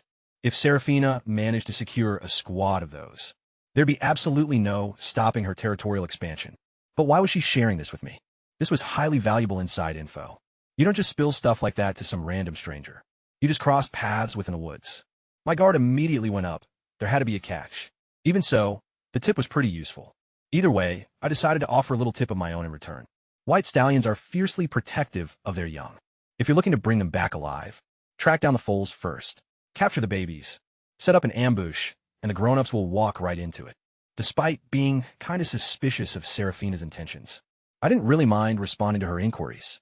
They were just casual prompts. Nothing classified. So, when she brought it up again, asking if I'd join her mission to round up white stallions, I let her down easy. Winter's the wrong time, you know? White stallions don't mate during the cold season. Plus, they head down south to the Nellis coast to ride out the winter. It's way too far. Totally not worth the journey. She seemed startled. She apparently had no idea about the migration. If she's gone right now, she's going to find absolutely nothing. The ideal window is late spring. I went on. Forage is abundant then, and that's usually when the mares give birth. That's the time you'll actually net some foals. And that's when the trapping actually works. I could tell she was sizing me up all over again. Every random question she tossed my way received a highly detailed, no-nonsense reply, which caught her totally off guard. Every single time, as we strolled and chatted, she kept asking, and I kept answering. Before long, it felt like we'd been buddies for ages. Suddenly, we spotted a pack of deer-like enchanted beasts foraging just ahead. Serafina was just about to order her guards to flank them, but I cut her off. They're eating right now, so they're hyper-aware. If you charge in, they'll just bolt, and you'll bag a couple at most. I laid out a much better strategy.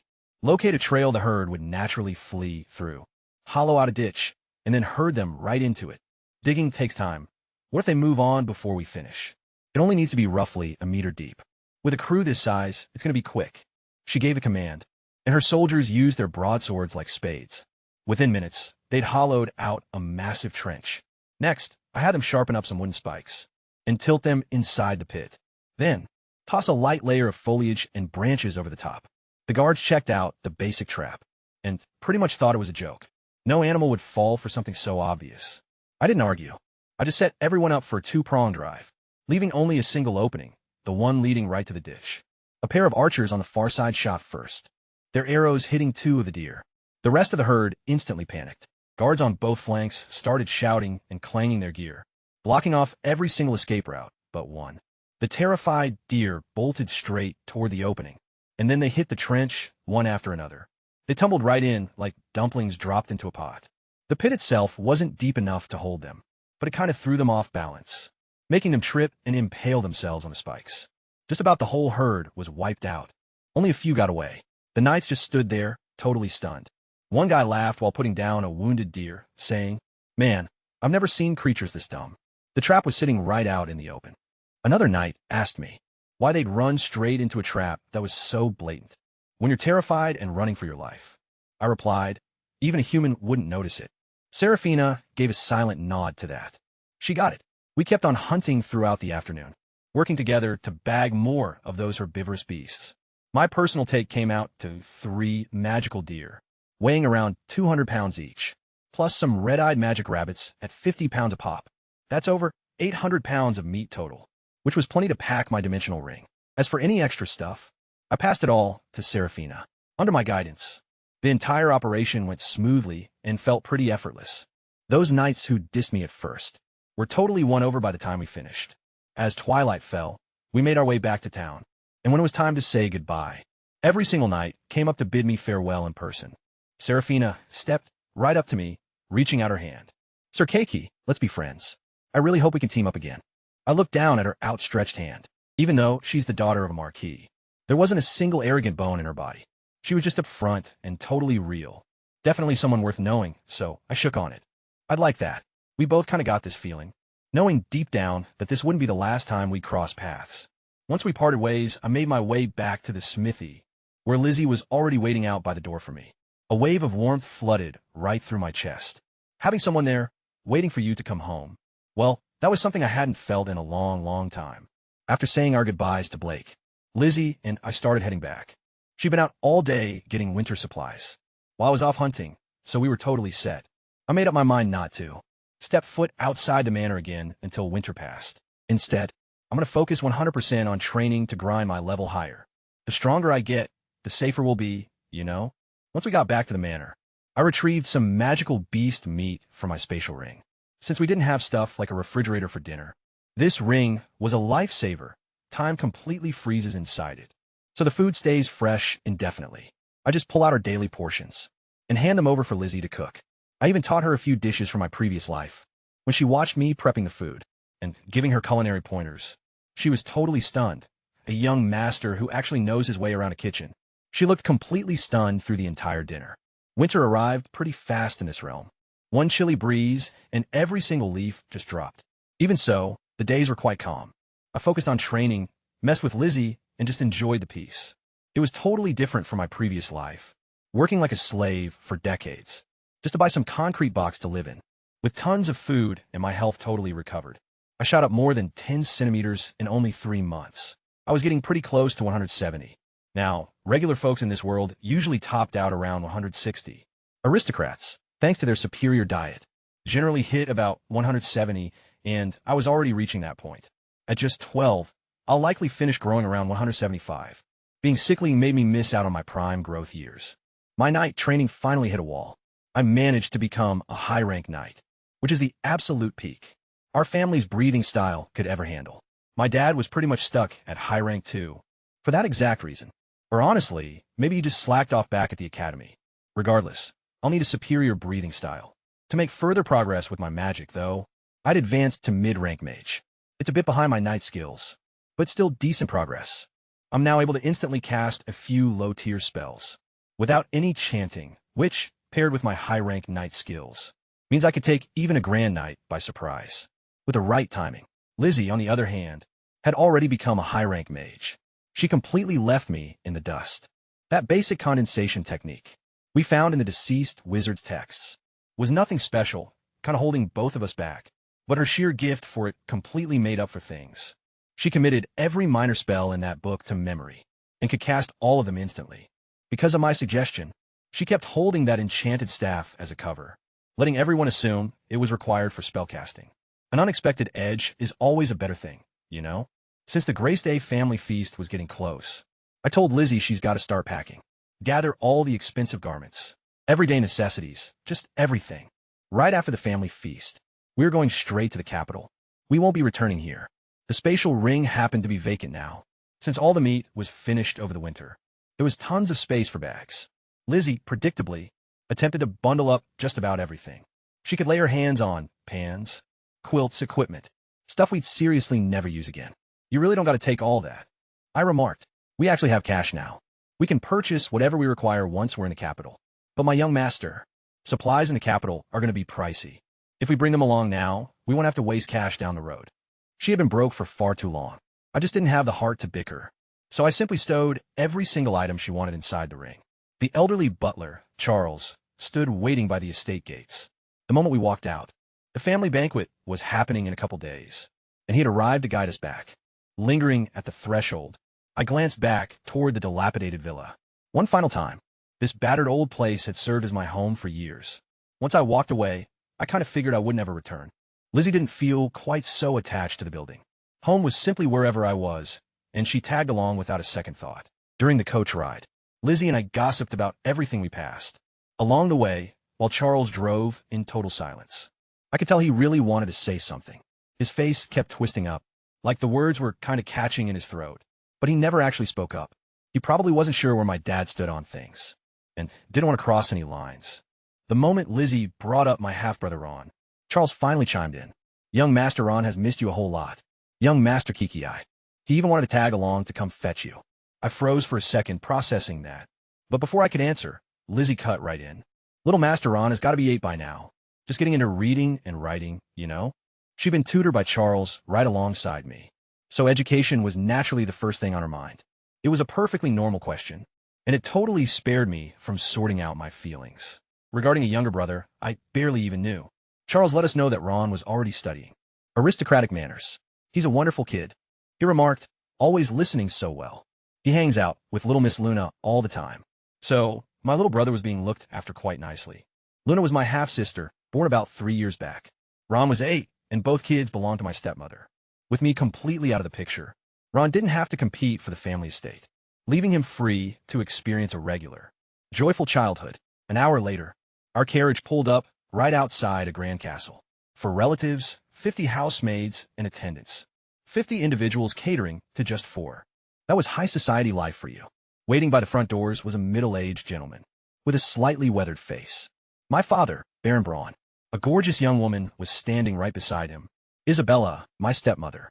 The 2 kids were positioned at her sides, with lines of servants forming a row right behind them. I hadn't really anticipated this kind of reception. The entire family coming out just to welcome me. Scanning the crowd, I finally locked my eyes onto my father. You're back, he remarked. I responded with a nod. These past years must have been rough on you. I nodded again. He appeared a bit uneasy, but managed to keep his cool. This is your mother. Go ahead and greet her. I stood completely still, refusing to acknowledge her whatsoever. Meanwhile, the two little ones were pretty much bursting with excitement, though they held themselves back, just waiting for their turn to be introduced. My father bypassed Isabella entirely and ushered them forward. Ron, Luna, this is your older brother. Say hi. Hi, big brother. I'm Ron. And I'm Luna. Staring down at them, something inside me kind of softened. They were my own flesh and blood, despite us having different mothers. I retrieved 2 presents from my dimensional ring, a small dagger that Blake had crafted for me, and a jeweled bracelet that Lizzie had chosen. I handed the blade over to Ron and the bracelet to Luna. They glanced up at their dad, seeking approval. He looked caught off guard that I brought gifts, but gave a nod anyway. Instantly, their faces brightened up. Thank you, big brother. I caught my father's gaze lingering on my dimensional ring. A hint of astonishment washed over his features, though he didn't utter a word. He mentioned that a room was ready and told me to get some rest. I walked straight past the crowd and into the castle with Lizzie, without giving Isabella even a passing glance. Once I had moved away, I could hear her voice suddenly erupt behind me. What kind of behavior is that? He didn't even say hello, and I'm the mistress of this house. My dad apparently kept quiet and just headed straight inside. Once in the room, Lizzie questioned why I hadn't welcomed Isabella. Don't really know her. I replied, no real point. During dinner, the whole family gathered together. As the firstborn son, I should have been sitting on my father's right side, the guest of honor spot. Instead, Ron was sitting right there. I just took the last seat without making a fuss, and that pretty much told me everything I needed to know about who was actually being groomed as the heir. No one really talked. We just ate our food in total silence. The moment my father finished, he wiped his hands and cast a look my way. Meet me in my study in a bit. We need to have a word. I just nodded. His office was massive, with 2 walls lined with bookshelves, a big open space right in the middle, and a writing desk over by the window. He was caught up in reading when I walked in. He glanced up at me and stayed silent for a long moment, kind of like he didn't quite know how to strike up a chat. With a son he barely even knew. So I broke the ice myself. Father, I want to enroll in the Royal Knight Academy, up in the capital after the new year. I'll need you to write me a recommendation letter. He blinked. 12 years old already. He muttered, speaking almost to himself. Then he gave a nod. I'll draft it up after Grace Day. And don't stress about the tuition, either. I'll have Charles handle the payments from the family estate. Suddenly, his demeanor changed. Have you run into anything strange lately? I was completely thrown off. Like what? Honestly, these past 3 months had been nothing but routine training, swordsmanship, and magic stuff. My everyday routine is pretty quiet and chill. Except, what if he's talking about the hits from 3 months back? But how could he even know about that? I'd never told a soul, and that night, the intruder's face got burned past recognition. I still had no idea who sent the guy. Seeing that I wasn't going to open up, my father just spelled out for me. He knew all about those attacks. I kept my face completely blank, but on the inside, I was floored that he knew. Did that mean he knew who was pulling the strings? He stared at my stone-cold expression, and the corner of his mouth twitched a bit, probably annoyed that I wouldn't give him a reaction, even with him being so blunt. And then he dropped it. The guy who broke into your estate that night. I know who sent him. What? The word slipped out before I could catch myself. I never expected my dad to say something like that. He actually knew who tried to have me killed. He'd known this whole time and just did nothing. Anger, disappointment. I felt both emotions cross my face for a second, before forcing myself to quiet down again. I hadn't come here looking for anything from him anyway. I just came to get that recommendation letter. Once I had it, I'd leave this family behind and probably never look back. He scanned my face, searching for some kind of sign, and then he gave me the whole story. 3 months ago, I sent Charles to invite you to the family feast, but Isabella's personal knight, Hole, ended up tags along with him. As for the guy who infiltrated your home that night, he was a high-ranking knight. When Charles got back and filled me in, you'd headed off to the magic beast forest. I realized you were fully recovered and had made it to knight level. It was kind of hard to believe, but I knew your potential. Back when you were 3, I had a grand mage come check you out. He told me your gifts were extraordinary, but that you suffered from some strange illness, like something sent down by the heavens. Divine jealousy, he called it. Nobody could track down the cause. So, nobody could cure it, and eventually, I just threw in the towel. I married Isabella after that. Once Ron was born, she wanted him to inherit the title instead. She absolutely loathed the fact that you existed. Just to keep you safe, I sent you away to the estate on the edge of our lands. That did the trick for a while. She left you alone. But once Holt let her know you'd gotten better, she commanded him to hire a hitman to take you out. That mage on the road, that was her doing.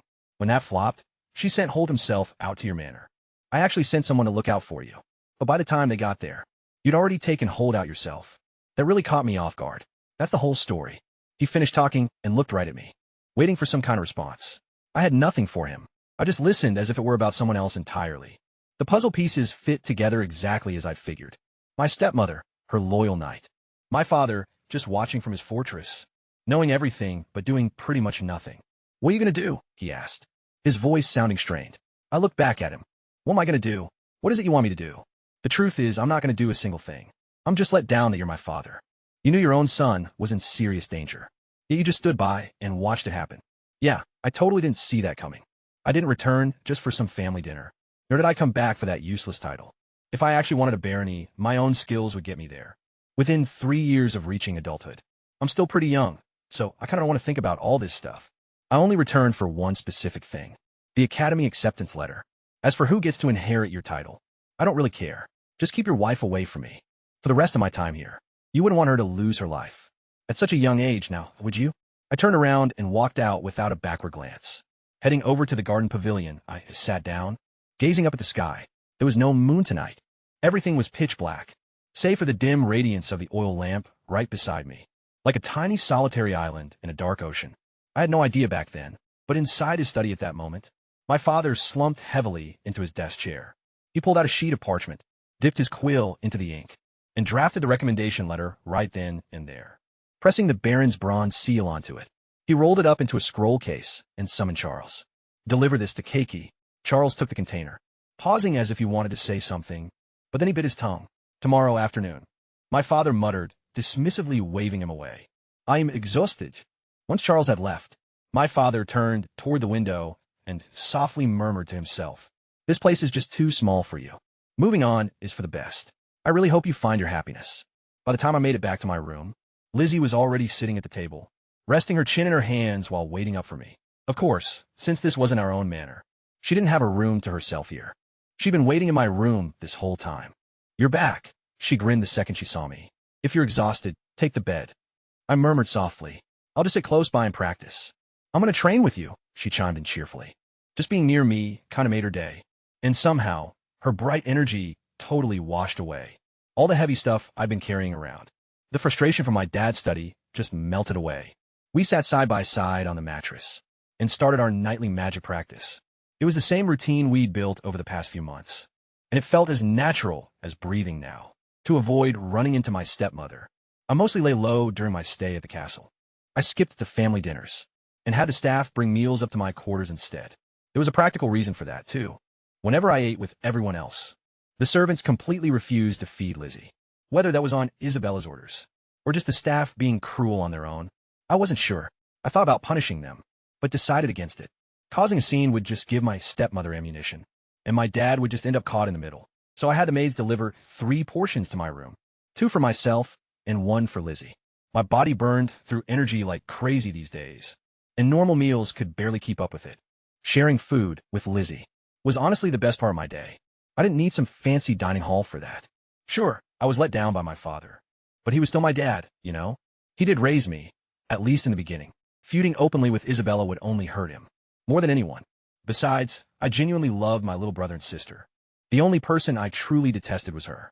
I wasn't going to let that toxicity ruin the rest of my family. With Holt dead, Isabella had no one left to threaten me with, and she wouldn't dare try anything, not inside the castle. My father was still the real boss around here. The best part of my stay was Ron. My stepmother's influence hadn't corrupted him. He was warm and genuine, and he started visiting my room every single day, right after his lessons, asking me to teach him swordsmanship. I didn't hold anything back. I taught him my upgraded version of our family sword style, the one I'd reworked to balance offense and defense. Instead of just blindly attacking, it paired with the family breathing technique perfectly. My father found out and watched us train from a distance once. He didn't step in. I think he even told Isabella to back off, because she stopped making trouble. After that, Ron was 8 and just starting to build his foundation. The family couldn't afford proper body strengthening, potions like the wealthier, noble houses used, so they fed a magical beast meat instead. It wasn't perfect, but it'd help. And when he grew up, his maternal grandfather, the Count, could help him secure better breathing techniques than what our family had. Watching Ron swing his wooden sword totally reminded me of myself years ago. He had a better head start than I ever did. With enough work, he could surpass our father. and elevate the family status. I think that's exactly what our father hoped for. His eldest son was way too talented to stay in a small barony, while his second son had average talent. Just put in the work on a reliable path. Move up step by step with the family's backing. Plus, if the two brothers stuck together, they're going to back each other up later on. Time slipped by quietly, and then Grace Day finally rolled around. The castle was completely decked out for it. A couple of long tables took up the whole great hall, absolutely loaded with food and wine. The servants were actually given a night off, which is basically their only day off all year, along with 50 copper marks apiece, handed out as a bonus by the Baron. My father took his spot at the head of the table, flanked by family on both sides. Once again, I took the very last seat without making a fuss. Over at the second table, the Baron's 6 guardian knights were seated, both upper and lower ranks, the guys who actually run and watch over the land. They had their own families and little estates to handle, but they all ultimate answer to my father. My father stood up to give a little toast, to something about being grateful, getting blessed by the god of light, wishing the family success, and happiness for all. Everyone held up their drinks, though the kids, Ron, Luna, and myself, had goat's milk instead of wine. After that, the feast started. Our table was totally quiet, but I could catch some whispering from over where the knights sat. Check out young Master Kiki, sitting way down at the end. Looks like the Baron has totally washed his hands of him. He hasn't even shown up to a family dinner in years. Well, obviously he's been cast aside. An upper-rank knight cut them off instantly. Quiet. The Baron's private life is none of our business. We just serve him, and that's that. The thing they didn't realize was that my dad, being a high-ranking knight himself, could hear every single word crystal clear.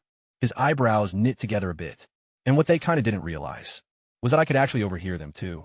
See, I was a high-tier knight now, plus a mid-tier mage. On top of that, my senses were way sharper than my dad's. Every single whisper got to me just as clearly, as if they'd been screaming it. I didn't say a word, just ate fast and efficiently, tuning out everything else until the meal was pretty much done. Then I excused myself and took off early.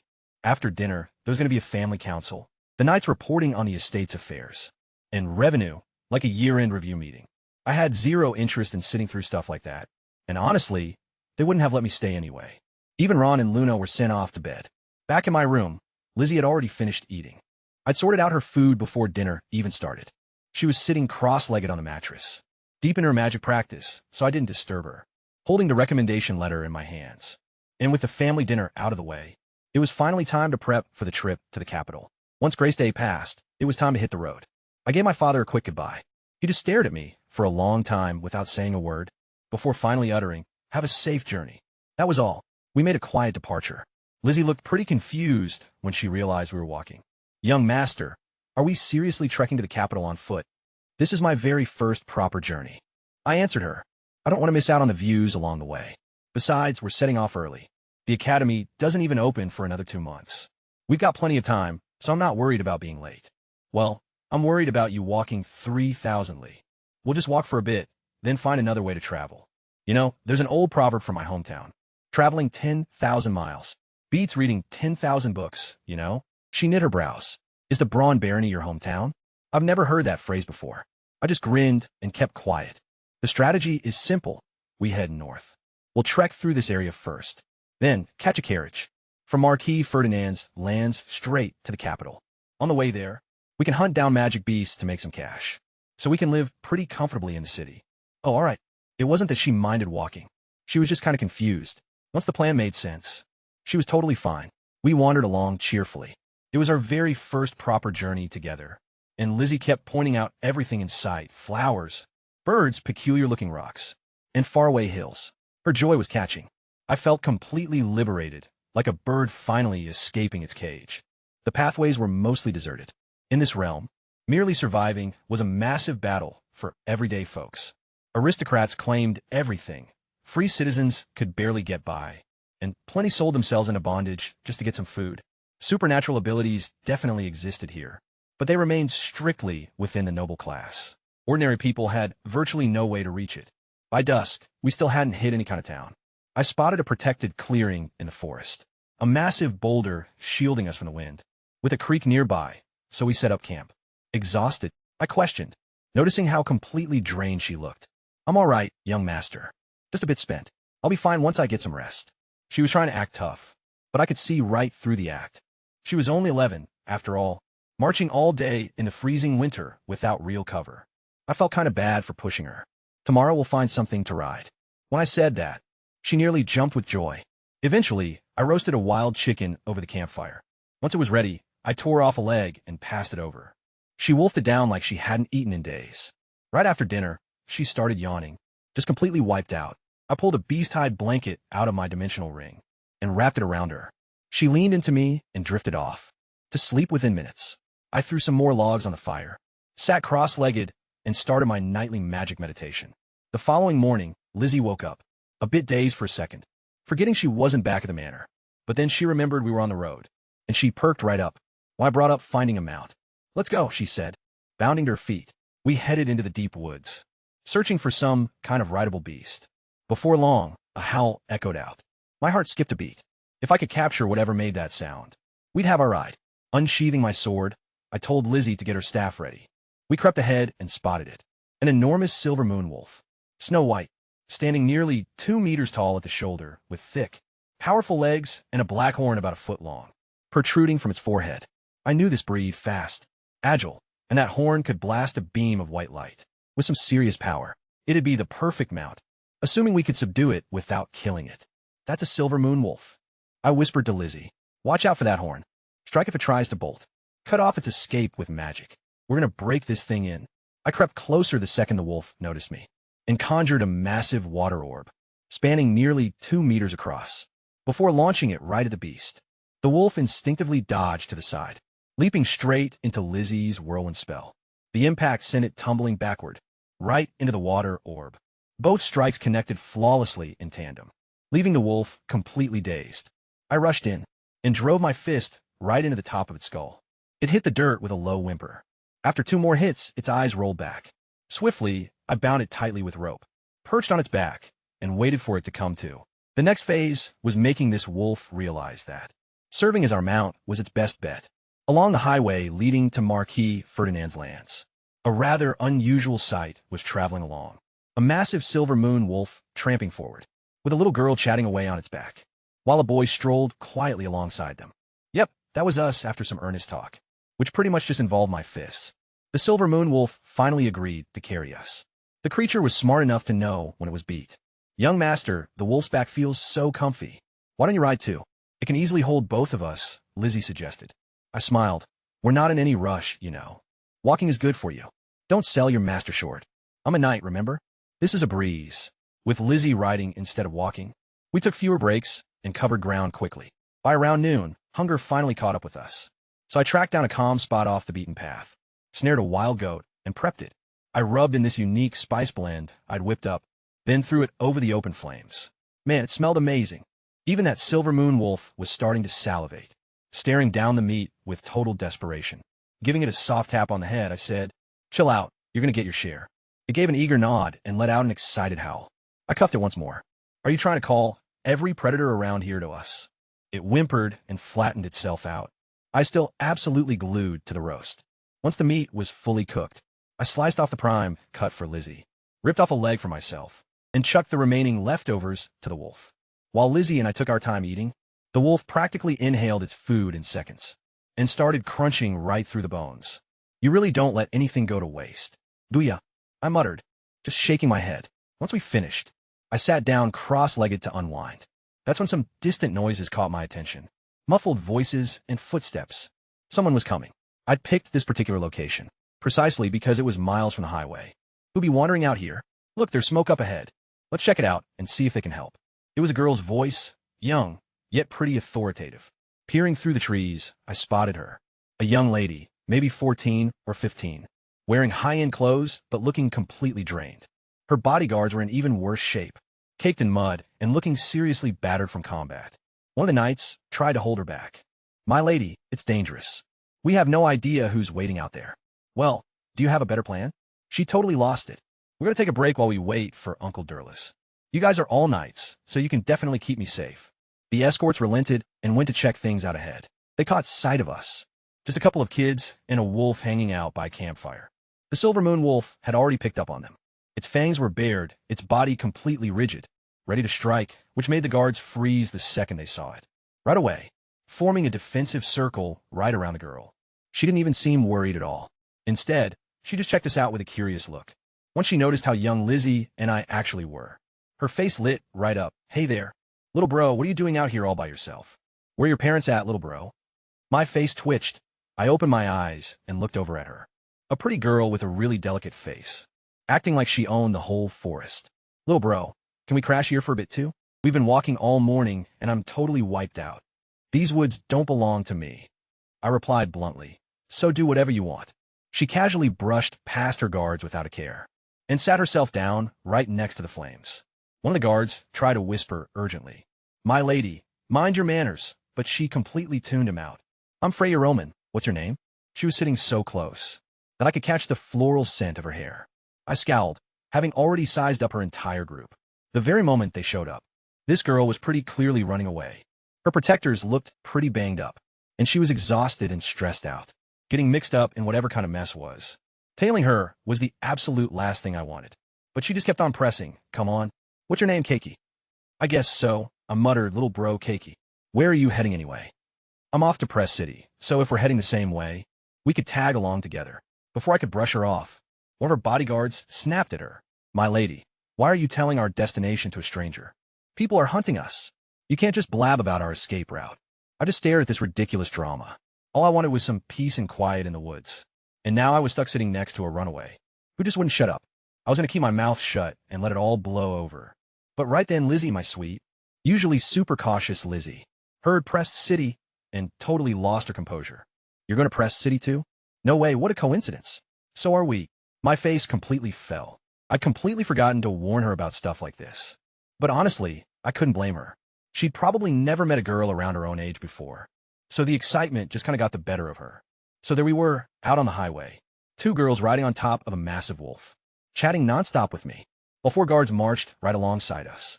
I really hadn't wanted to get involved, but Lizzie gave me those big, hopeful eyes, and I totally caved.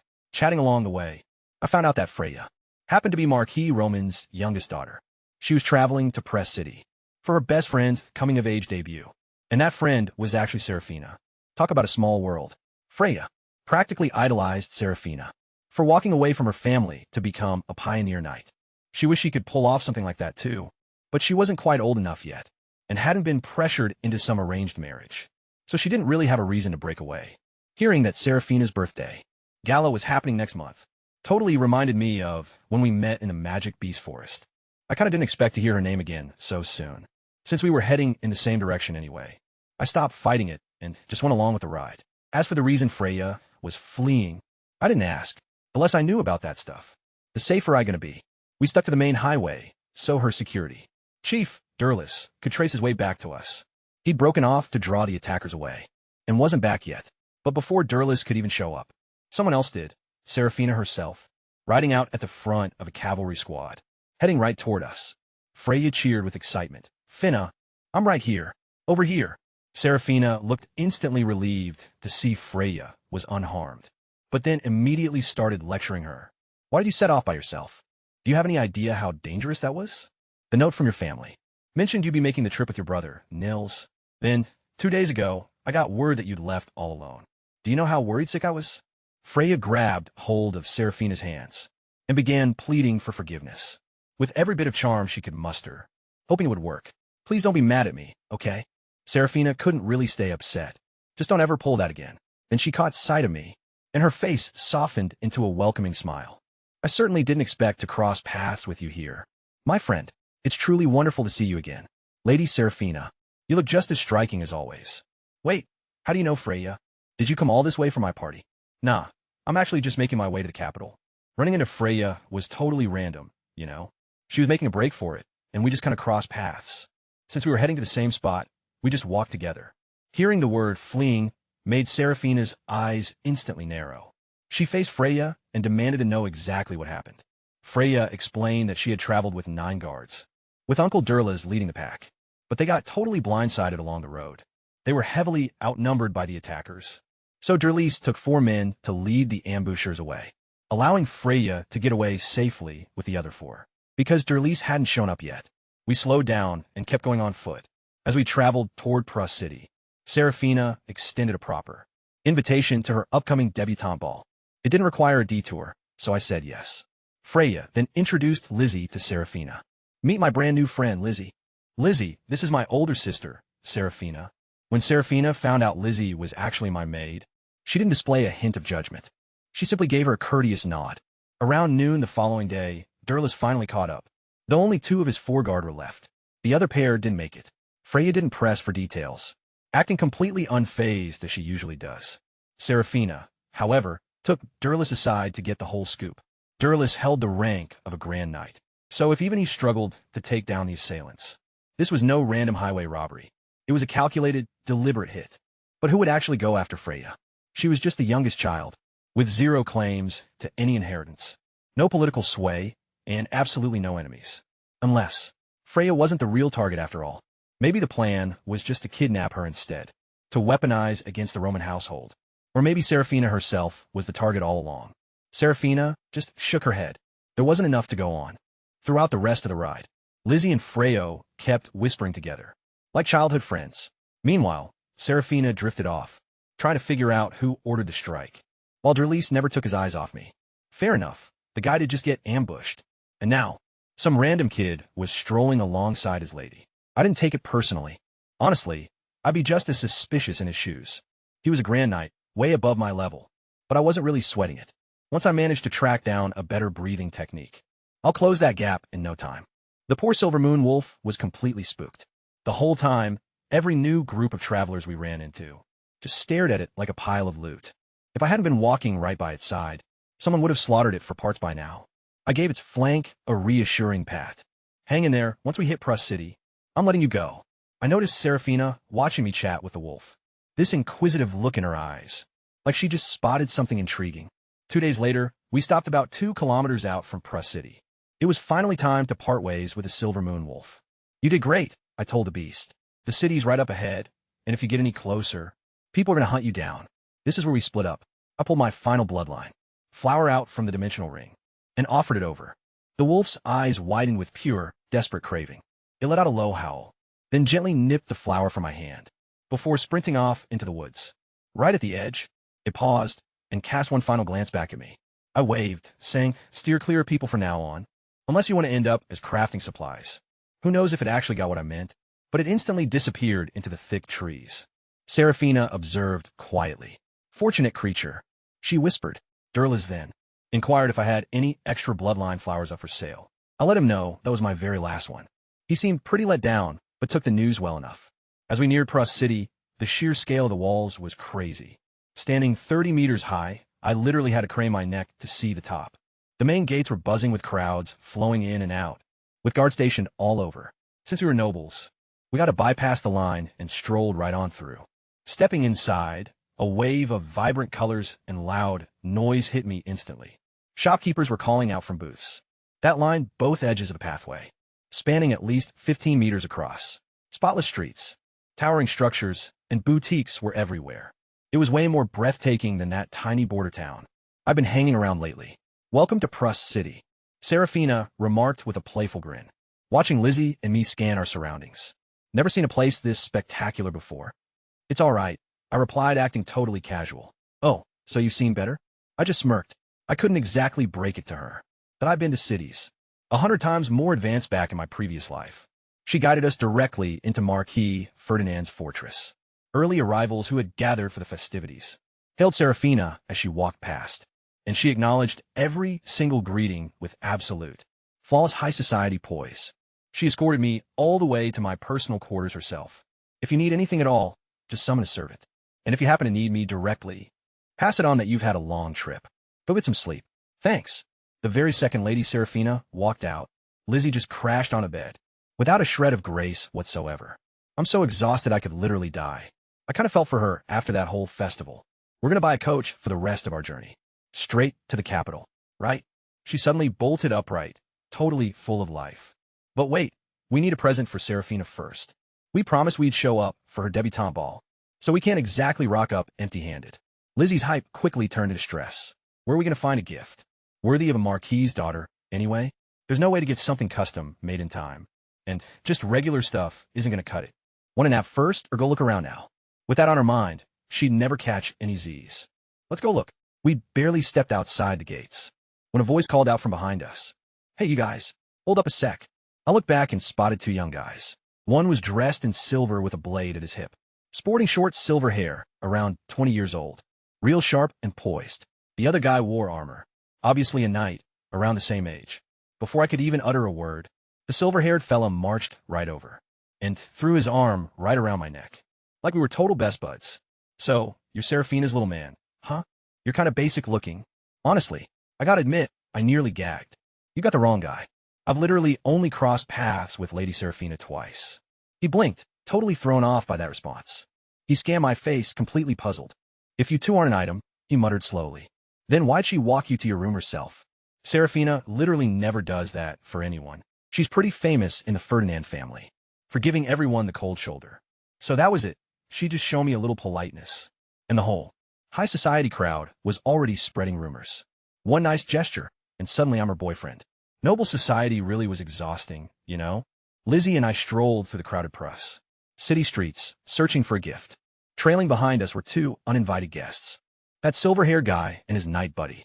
Turns out the silver-haired fellow was actually Seraphina's older brother, Ian Ferdinand. He had the same silver locks as his sister. Must be a family trait. His companion was a noble knight going by Distar. When Ian found out I wasn't Seraphina's guy, he seemed bummed, but he wasn't going to quit. He just kept following us. Everywhere. I finally paused, waiting for him to catch up. He jogged over, not looking the least bit embarrassed. Hey there, Keiki. What a coincidence, bumping into you again. We hadn't even parted ways, though. He'd been 10 paces behind us the entire time. What is it you actually want? I inquired after hesitating a bit. He cut straight to the chase. What's your take on Seraphina? She's gorgeous, warm-hearted, courageous, and independent. His face brightened up. Since you think she's so amazing, have you considered marrying her? No way, but you totally could. This whole thing was bizarre. Her very own brother was trying to set her up with me. She had ditched her family, specifically to escape a forced marriage. And yet, here he was, acting like a matchmaker for someone she'd only met twice. Drop it, I said firmly. I see Lady Seraphina as a friend. Nothing more. I know my own place. I don't even have a title. I'm barely a step above a free citizen. Ian let out a dramatic sigh. What a shame. She finally finds someone she actually clicks with. And it's just friendship. I turned and kept walking, ignoring the pair shadowing me. Lizzie tugged on my sleeve. Young master, Seraphina is truly gorgeous. Did you really not feel a thing? What was with today anyway? Why was everyone suddenly obsessed with romance? Think about it, I told her. With my status, who'd want me? I've got no title, no land. Besides Seraphina, the only person I can truly talk to in this world is you. She nodded, not quite getting it, and let the matter drop. We paused in front of a small jewelry boutique. I was looking over some necklaces when a gruff voice sliced through the air. Old man, get out here and pay your stall fee. Late again, and we're gonna trash this place. A crew of thugs holding clubs stood at the storefront. The leader, a brute named Weiss, was shouting orders. An elderly merchant hurried out, bowing grovelingly. Boss Weiss, business has been awful today. I haven't sold a thing yet. Could you wait just a bit? No excuses. Pay up or get smashed. Weiss hoisted his club, and the old man relented, stepping inside and returning with 10 copper marks. Weiss snatched the coins and slugged the old man for good measure. The shopkeeper stumbled backward, losing his balance, but I caught him before he hit the dirt. Weiss gave me an icy stare, looking ready to stir up some more trouble. Then his gaze shifted right to Ian, who was standing behind me. His face instantly went completely pale. He mumbled a quick threat, "You better watch your back, kid," and rushed off with his crew. Just a moment later, I heard them shouting over at the neighboring stall. The old man let out a sigh. Protection fees just keep on going up. It used to be only 2 copper marks, but now they want 10. How's anyone supposed to get by like this? He thanked me, but warned me not to cross paths with Weiss, since the guy apparently had backing from the nobility. I just smiled and shifted the conversation. Do you happen to have any high-end necklaces around? His gloomy mood completely vanished. I do have this one rare piece, the absolute crown jewel of my shop, but it's pretty pricey. Let me see it. He brought out a sleek, polished wooden box and popped it open. Resting inside was a blue sapphire necklace. The gemstone looked incredibly deep and radiant, just like the brightest star shining in the night sky, all set into a beautifully crafted chain. Every little detail clearly showed a master artisan's touch. I was instantly captivated by it. How much? 50 gold marks. It's actually a consignment piece from another client, so that's a set price, exactly 50 gold marks. It wasn't cheap, but as a present for a marquis's daughter, It was modest enough to keep anyone from getting the wrong idea.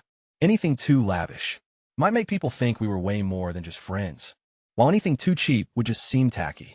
This piece was just right for where we stood. I'll take it. I paid using my dimensional ring, tucked the necklace box safely inside, and headed out of the shop with Lizzie. Ian was waiting for us right outside. Were you picking up a gift for Seraphina? I just glanced at him, didn't say a word, and kept on walking, completely tuning out Ian's questions. And we roamed around the streets a bit longer, before making our way back to the castle. With the present all taken care of, there was nothing left to do but wait for the ceremony. I sat down to meditate, but had barely even started, when someone began banging loudly on my door. Kid, get out here. I know you're in there. Show yourself, or I'm busting in. Definitely not a guest. Looks like trouble. I signaled for Lizzie to stay back, and headed over to answer it myself. Right as the guy outside was raising his hand to knock again, I threw it wide open. He completely lost his balance and almost stumbled right into the room. I got a solid look at him. He was around 20 years old, with blonde hair parted right down the middle, a nasty glare, and a protruding chin. His pale, yellowish skin and incredibly fragile build made it pretty obvious that he'd ruined his health through heavy drinking and partying. Are you trying to mess with me? Do you have any idea who I am? He sneered at me. Who are you exactly? I asked coolly. Didn't your old man teach you any? Shut up. He choked on his words for a second, then demanded, who even are you? What's your deal with Lady Seraphina, anyway? Ah, so that's what this was all about. My ties to Seraphina had already started turning heads. Among the nobility, stuff like that never stays a secret. Some random guy suddenly showing up alongside a famous marquis's daughter was bound to stir up some gossip. The name's Zelteric, he declared. Seraphina's future husband. Keep your distance from her, or you're going to regret it. He dragged a finger across his throat to drive the point home. Now it finally clicked. This was the guy Marquis Ferdinand had picked out for his daughter. No wonder she'd bailed to become a pioneer knight instead of dealing with this pathetic excuse for a man without the backing of his influential family name. Passers-by wouldn't even look his way. The Tariq stood as one of the realms. 6 noble houses of matching stature, an alliance between the Ferdinand and Tariq lineages, offered clear political value, yet Seraphina flatly declined, and the realm's pioneer decree safeguarded her freedom to walk away. Whatever is going on between Lady Seraphina and me, I countered coldly, is honestly none of your business, and bursting into a visitor's private quarters unannounced, is that seriously how a Marquis-san is supposed to act? If people found out, I'm pretty sure your father would be deeply humiliated. His expression stiffened. He recognized the truth in my words. His old man was notoriously protective of their house's standing. Should word of this little stunt get back to him, the guy was going to face a harsh reckoning at home. You got some balls, kid. Just pray I don't catch you by yourself. Hurling one final, empty warning, he spun around and stormed out. I tracked his departure with a smirk. He looked absolutely pathetic, though he possessed just enough self-preservation to realize it was time to back off. Once the door clicked shut, Lizzie chimed in, wait, hasn't Lady Seraphina already chosen the path of a pioneer? Why is she still stuck with a fiancé? Her adulthood celebration hasn't taken place yet. I clarified, until that happens, she isn't recognized as a legal adult. She remains, technically speaking, under Marquis Ferdinand's control. High society is kind of obsessed with rituals and protocol.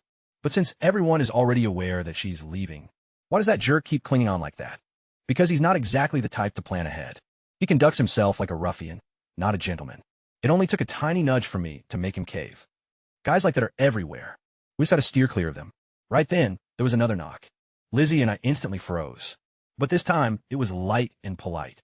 Definitely not Zell. I swung the door open, and Seraphina was standing there. She looked pretty guilty. I came to say I'm sorry. She murmured. I heard what went down with Zell. I'm so sorry you got sucked into my mess. Hey, don't worry about it. I replied, quickly shifting the subject. I just didn't realize that. Hanging out with you would make folks so jealous. I guess being your friend is quite a massive honor. That actually managed to make her smile. Stop teasing me. It's just 'cause I'm a Marquise's daughter. Every single thing I do turns into gossip. I hate it. I finally find someone I can actually relate to, and my family name just brings them trouble. She paused for a second, then added, and seriously, drop the Lady Seraphina stuff? It sounds way too stiff since we're friends. Just call me Seraphina. I gave a nod. Fair enough then, Seraphina. Oh, by the way, since your party is in 2 days, I've got a little something for you. I retrieved the wooden box from my spatial ring. Her eyes lit up. Can I check it out right now? It's all yours. She opened up the lid and spotted the sapphire necklace. It was just a regular stone with no enchantment. but the craftsmanship was stunning. It's nothing fancy, I noted. If I handed this to you at the banquet, with everyone watching, it'd probably look kinda underwhelming. So I figured I'd give it to you early. Just between us. She gave a warm smile, thanked me, and we caught up for a bit before she headed out, seemingly without a care in the world. If hanging around my place would trigger even more rumors. Right by the entrance of the ballroom, sharp-looking staff were welcoming the crowd. I passed over the invite that Serafina had gotten for me and got guided inside. The place was stunning. Tasteful arrangements, fresh blossoms, flickering candles, and high-end dishware. Pristine linens draped all the way down. Endless tables were piled high with starters, while the kitchen crew kept hustling to make more. Once the crowd finally settled in, Marquis Ferdinand himself made his entrance. He was a stocky guy with a stern expression, intense eyes, and a total commanding vibe.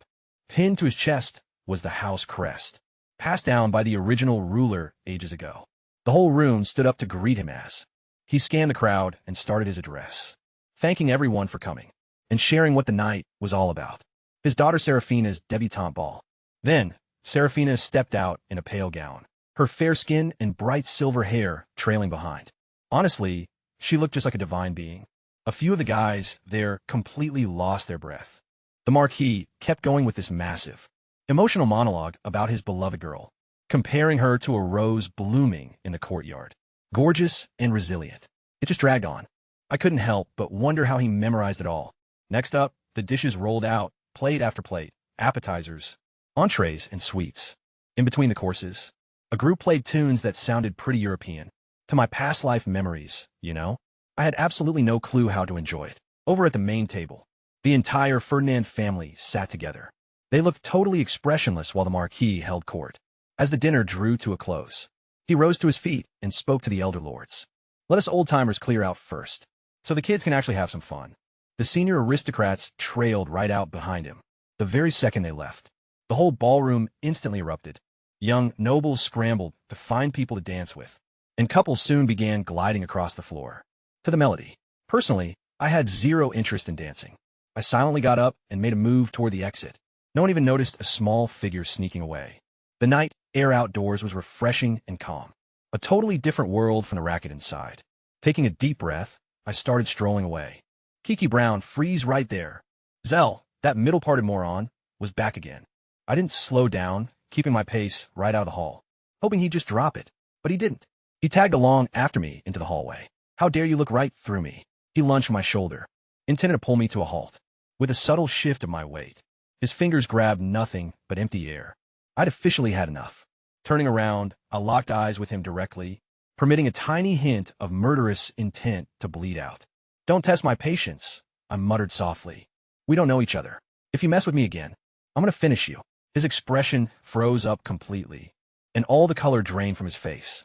Whatever nerve had prompted him to come out here vanished. Under that icy glare, I spun around and walked off without saying another thing. He didn't follow, but what I kind of missed was that Ian had been keeping tabs for back a bit, hoping for a good show. Yet when he caught my deadly vibe, and the sheer aura I threw off, it shook him up pretty badly. He couldn't get it. How a kid my age could give off that kind of vibe. Just for a second, he wondered if I'd already hit high-rank knight status, matching his own level. Then, he just shook his head and threw out the idea as impossible. Back in our room, Lizzie was still totally lost in meditation. I shut the door quietly, settled on the bed, and started my own training. A couple hours later, I could feel my mana pool expand just a little bit more.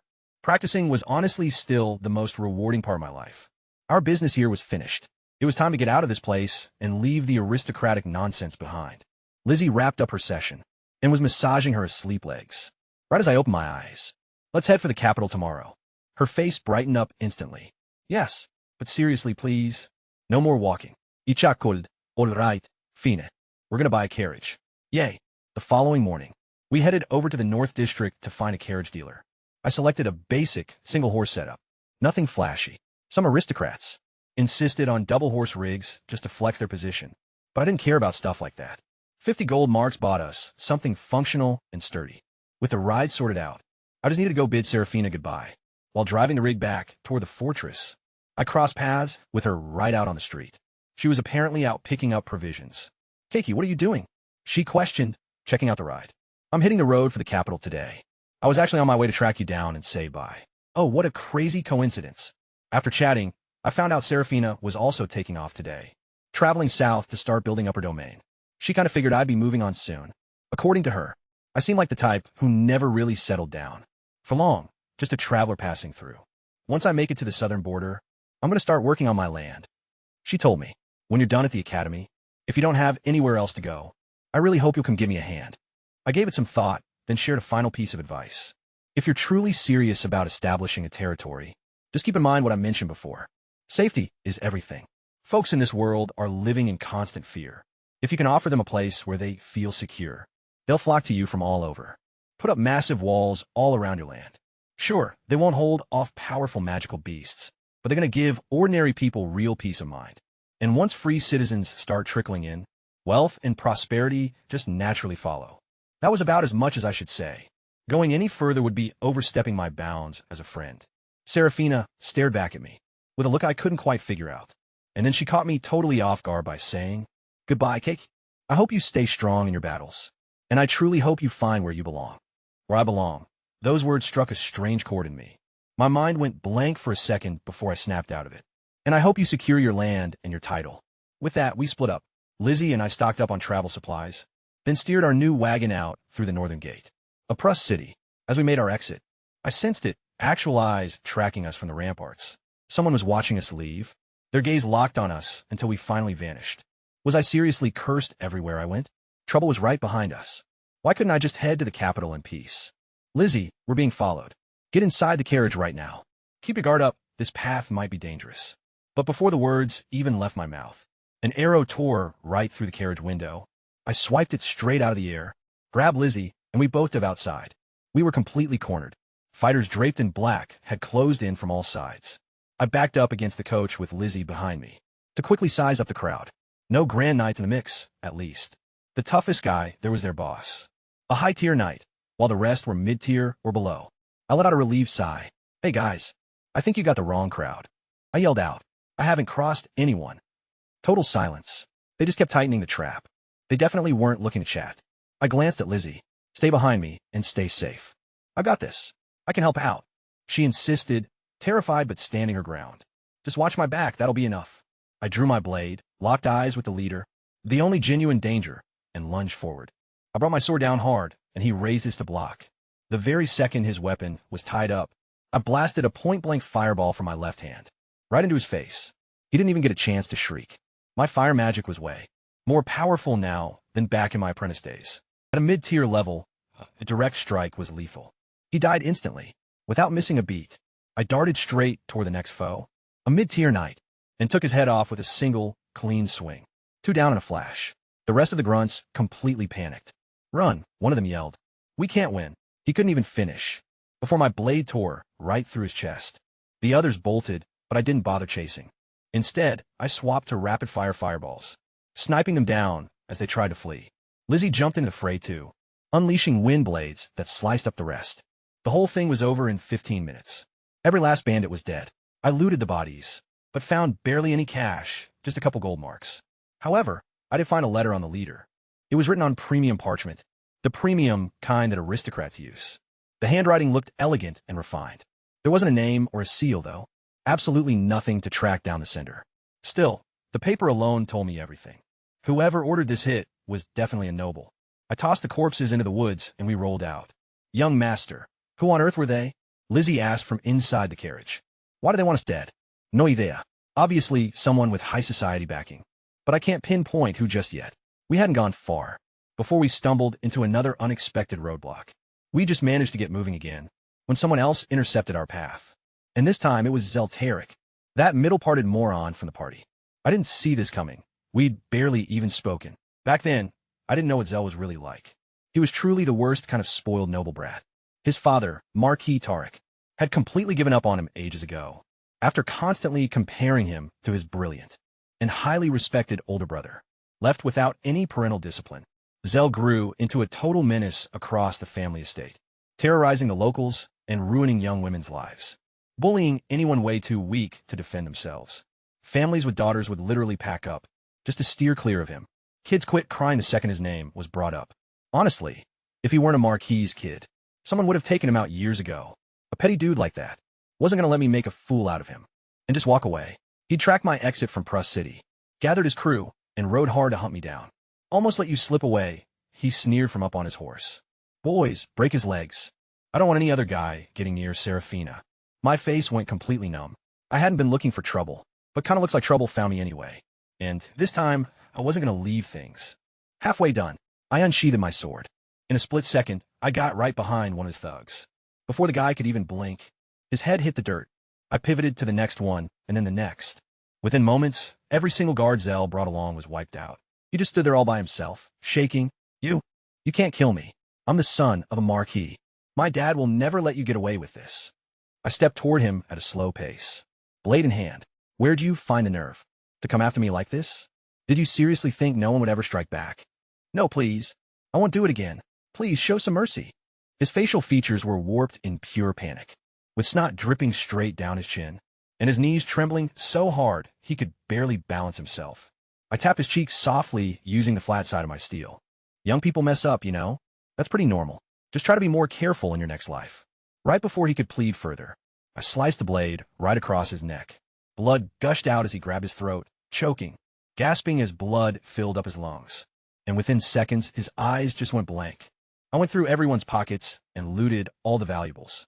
The ultimate catch, though, was Zell's dimensional ring. It had almost 100 cubic meters of storage space inside. It was an absolute goldmine. I hauled all the corpses deep into the woods and just waited for the scent of blood to lure in wild predators. The moment the scavengers started digging in, any remaining proof would be totally wiped out. So even if Marquis Tariq brings in trackers, they won't find a thing. My only real worry was that someone might have known about the bad blood between me and Zell. But what I didn't realize back then was, when Zell headed out of Prus City that morning, folks figured he was just trailing behind Serafina, since she happened to leave on the exact same day. No one even thought to link his departure to me. Once I was back on the trail, I started sorting through the gear inside Zell's ring. There was a ton of stuff, but the creepiest find was this massive stash of women's underwear, in all kinds of different shades and patterns. The guy was kinda way more twisted than I'd even imagined. I dumped out all the useless junk and torched it to ash with a fireball. The actual gear worth keeping added up to over 30,000 gold marks, including more than 200 elemental shards, along with over 10,000 standard gold coins. That's insane wealth for a single person to be carrying around. I'd assumed it all came from his noble family. But the truth was, Zell had bled regular citizens dry of every single coin, running protection rackets, the exact same brand of thuggishness I used to witness on the streets of Prus City. The fortune on his finger was basically extorted from helpless people who couldn't fight back. With the path ahead finally cleared, Lizzie and I just kept heading up north. I began mapping things out in my head. Since we're going to reach the capital pretty early, and the academy doesn't open for nearly 2 months, should we get a room at an inn or purchase a little house? Lizzie shot down that idea right away. Buying a whole house is just wasteful. We'll stay at a tavern, and once school kicks off, we could just move into the dorms. Classic Lizzie, always pinching pennies like that. So, what do you want to do for 2 months then? I asked. I don't really have any plans. Young master, I'm just your companion, you know? My whole job is looking after you. You gotta start thinking for yourself more. If you aren't gonna use your brain, how are you any different from a black pig? Her face twisted up in an instant, brows furrowed together, lips pouting out, and cheeks puffing up like a little volcano ready to blow. How dare you compare me to a pig? I'm totally done talking to you. Cut to a week later. Lizzie and I finally made it to the Gothic royal city. The capital was absolutely stunning. The entire place was constructed from solid, dark obsidian stone, with massive walls looming high over us, oozing sheer power and security. The realm had been established over 3 centuries ago, back when Theodoric I guided the Western Goths through a century-long conflict against the Heman barbarians, ultimately conquering the Gothic peninsula. Cut to the present, and Theodoric III held the throne. The capital was situated on the kingdom's eastern edge, positioned right beside the massive eastern magical beast forest. Theodoric I had intentionally built it there, positioning the king to protect the frontier for his people. Honestly, I had to respect that. It brought out the kingdom's ultimate military power. The Storm Legion was based right inside that eastern forest. The Knight Academy was over on the east side too, turning the eastern district into the absolute liveliest part of town. We made our way through the south gate, and were instantly swept up by the sheer energy of the place. Massive crowds everywhere, people rushing around, wandering about, bargaining, and laughing with shops and food stands packing every street. The sounds of vendors haggling and heavy footsteps all sort of blended into a living, breathing thing. Lizzie poked her head out of the carriage window, eyes wide, taking everything in. She was thrilled to finally have a proper roof over her head and an actual bed. I tracked down an inn and hopped off the carriage, and a young servant rushed over to help right away. "Are you looking to dine or stay the night, sir?" "Staying, just the two of us." The innkeeper, this guy named Thomas, set us up with a spacious suite up on the second floor. It had 2 separate bedrooms and a living area for 2 gold marks a day. With more than 40 days left until the academy opened, that was going to run us around 90 gold marks. Pricey, yeah, but comfort was totally worth it. I ended up selling the carriage back to Thomas for what it cost me. He was more than happy to take it off my hands, since in the capital, he could easily flip it for double. Once he found out I was a noble student, registering at the academy, he became even more deeply respectful, personally leading us straight up to our room. Now that food and lodging were taken care of, I figured I'd drop by the Adventurers Guild to sort out an adventurer certificate. It would serve as official ID, which is pretty crucial in a world of commoners. Folks had no way of verifying their identity. Aristocrats had family crests, but ordinary citizens had zilch. People would just vanish all the time, and nobody could track them down. Before all that, though, Lizzie and I went out to look around. The streets were full of life and gorgeous, but it wasn't all pleasant. On a street corner, a little girl in tattered clothes was begging, her hair all tangled and her face caked with grime. "Please, I'm starving. Can anyone spare a bite to eat?" Passers-by just ignored her completely. Lizzie pulled out a pair of copper marks and tossed them into the kid's chipped bowl. "Thanks, big sister," the girl muttered. Lizzie smiled and kept walking, glad to help out. I lingered for a second to watch. The girl stashed the money into her gear and went right back to her routine. Once we got far enough away, I spoke up. "That kid's skin looked perfectly healthy. Honestly, she eats better than you do. She's a total fake." Lizzie had been humming a tune, but she froze, tilted her head, then stomped her foot and puffed her cheeks out. "That's awful. She totally scammed me. Just be more careful next time." I murmured softly. Her shopping vibe was totally ruined. She moped along behind me like a beaten rooster for the rest of the stroll. Eventually, we made it to the Adventurers Guild, a massive property featuring a wide-open lobby. 2 giant notice boards stood beside the doorway, plastered with flyers for quests. Sets of tables and chairs packed one side, where mercenaries could take a breather, form up squads, and swap details with each other. The main reception desk ran straight across the space, split into separate booths for standard inquiries. Identity registration for task completion. I headed over to the counter for material trading. The clerk handling it was roughly 20 years old, sporting short gray hair and the usual guild uniform. Once she noticed how young I looked, she raised an eyebrow, saying, "Hey there, kiddo. Are you absolutely sure you're going to sign up as an adventurer? It's super dangerous, you know."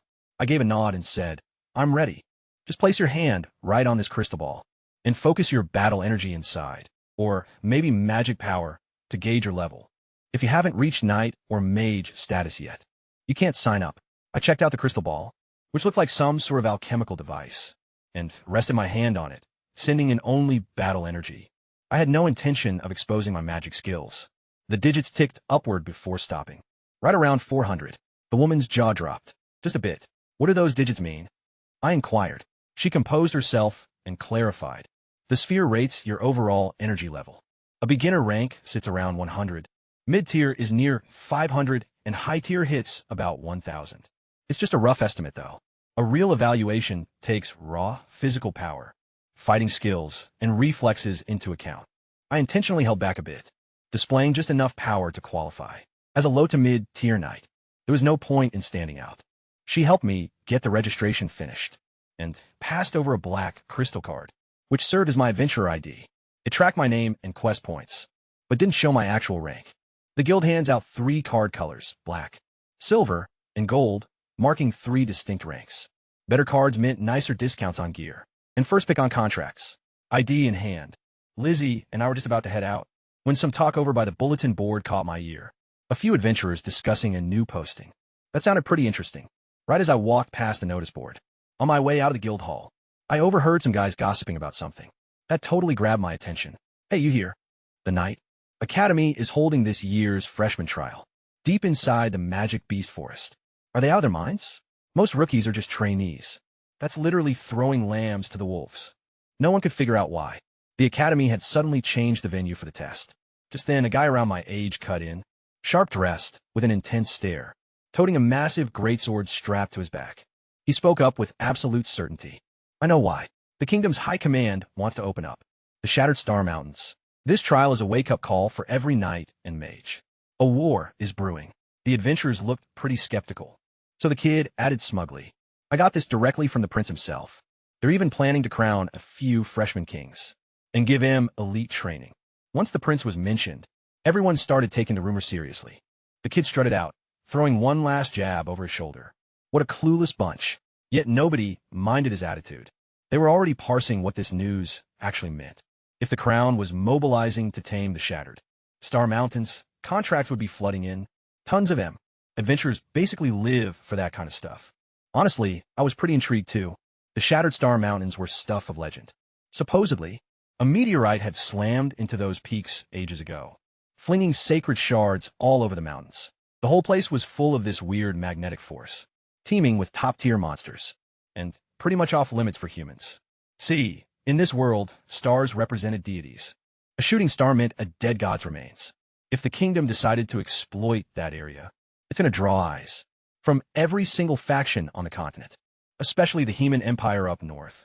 The Gothic kingdom's longtime rival, Theodoric I, had actually ripped this realm right out of Heman lands 3 centuries ago, and they've never let it go. If things were really like that, the coming years were going to be pretty wild, and chaotic times always breed legendary figures.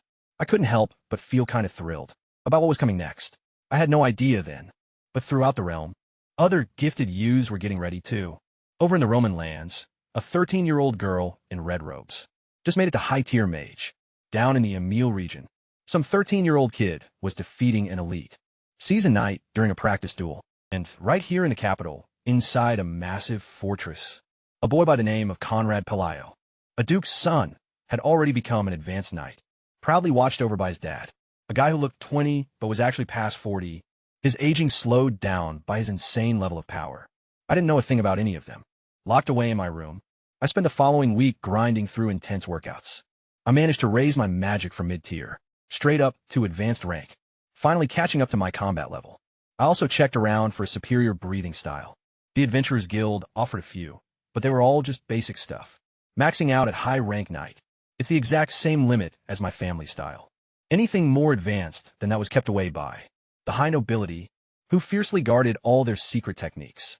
That left just one option, the Knight Academy. Their students could earn credits and trade them in for superior breathing methods. This was the way lesser nobles work their way up. Grab a better technique, level up your skills, accumulate military achievements, and eventually request a higher title from the kingdom. Pioneer knights kind of had an easier time, since pushing back the kingdom's borders brought in quick merits. Just claim enough land, and royalty would gladly hand over a new title. Now that my breakthrough was finally done, I figured it was time to check out the Magic Beast Forest, over on the kingdom's eastern edge. It was partly for training and partly to scout out the exact zone where the freshman trial was going to happen. I told Lizzie that she was tagging along with me, which left her feeling hyped and a bit anxious all at once. I dropped by a magic potion shop first to pick up some medical gear for our journey. But while making our way to the woods, I bumped into someone I totally didn't expect to encounter. Right as we headed toward the Magic Beast Forest, I crossed paths with that greatsword kid from the Adventurers Guild. We were traveling along the same route, without even realizing it, until it became obvious that our destinations matched perfectly. We spun around and gave each other a suspicious look. "Why are you tailing me?" we blurted out together. "Why are you copying me again?" Completely in unison. Right then, Lizzie cracked up. "You two are a joke," she said, which totally cleared the air. The guy introduced himself as Kevin Stank and proposed forming a party. He possessed sharp, unwavering gaze, and he had an easy confidence about him. I took a liking to him right away, Cakey Brown.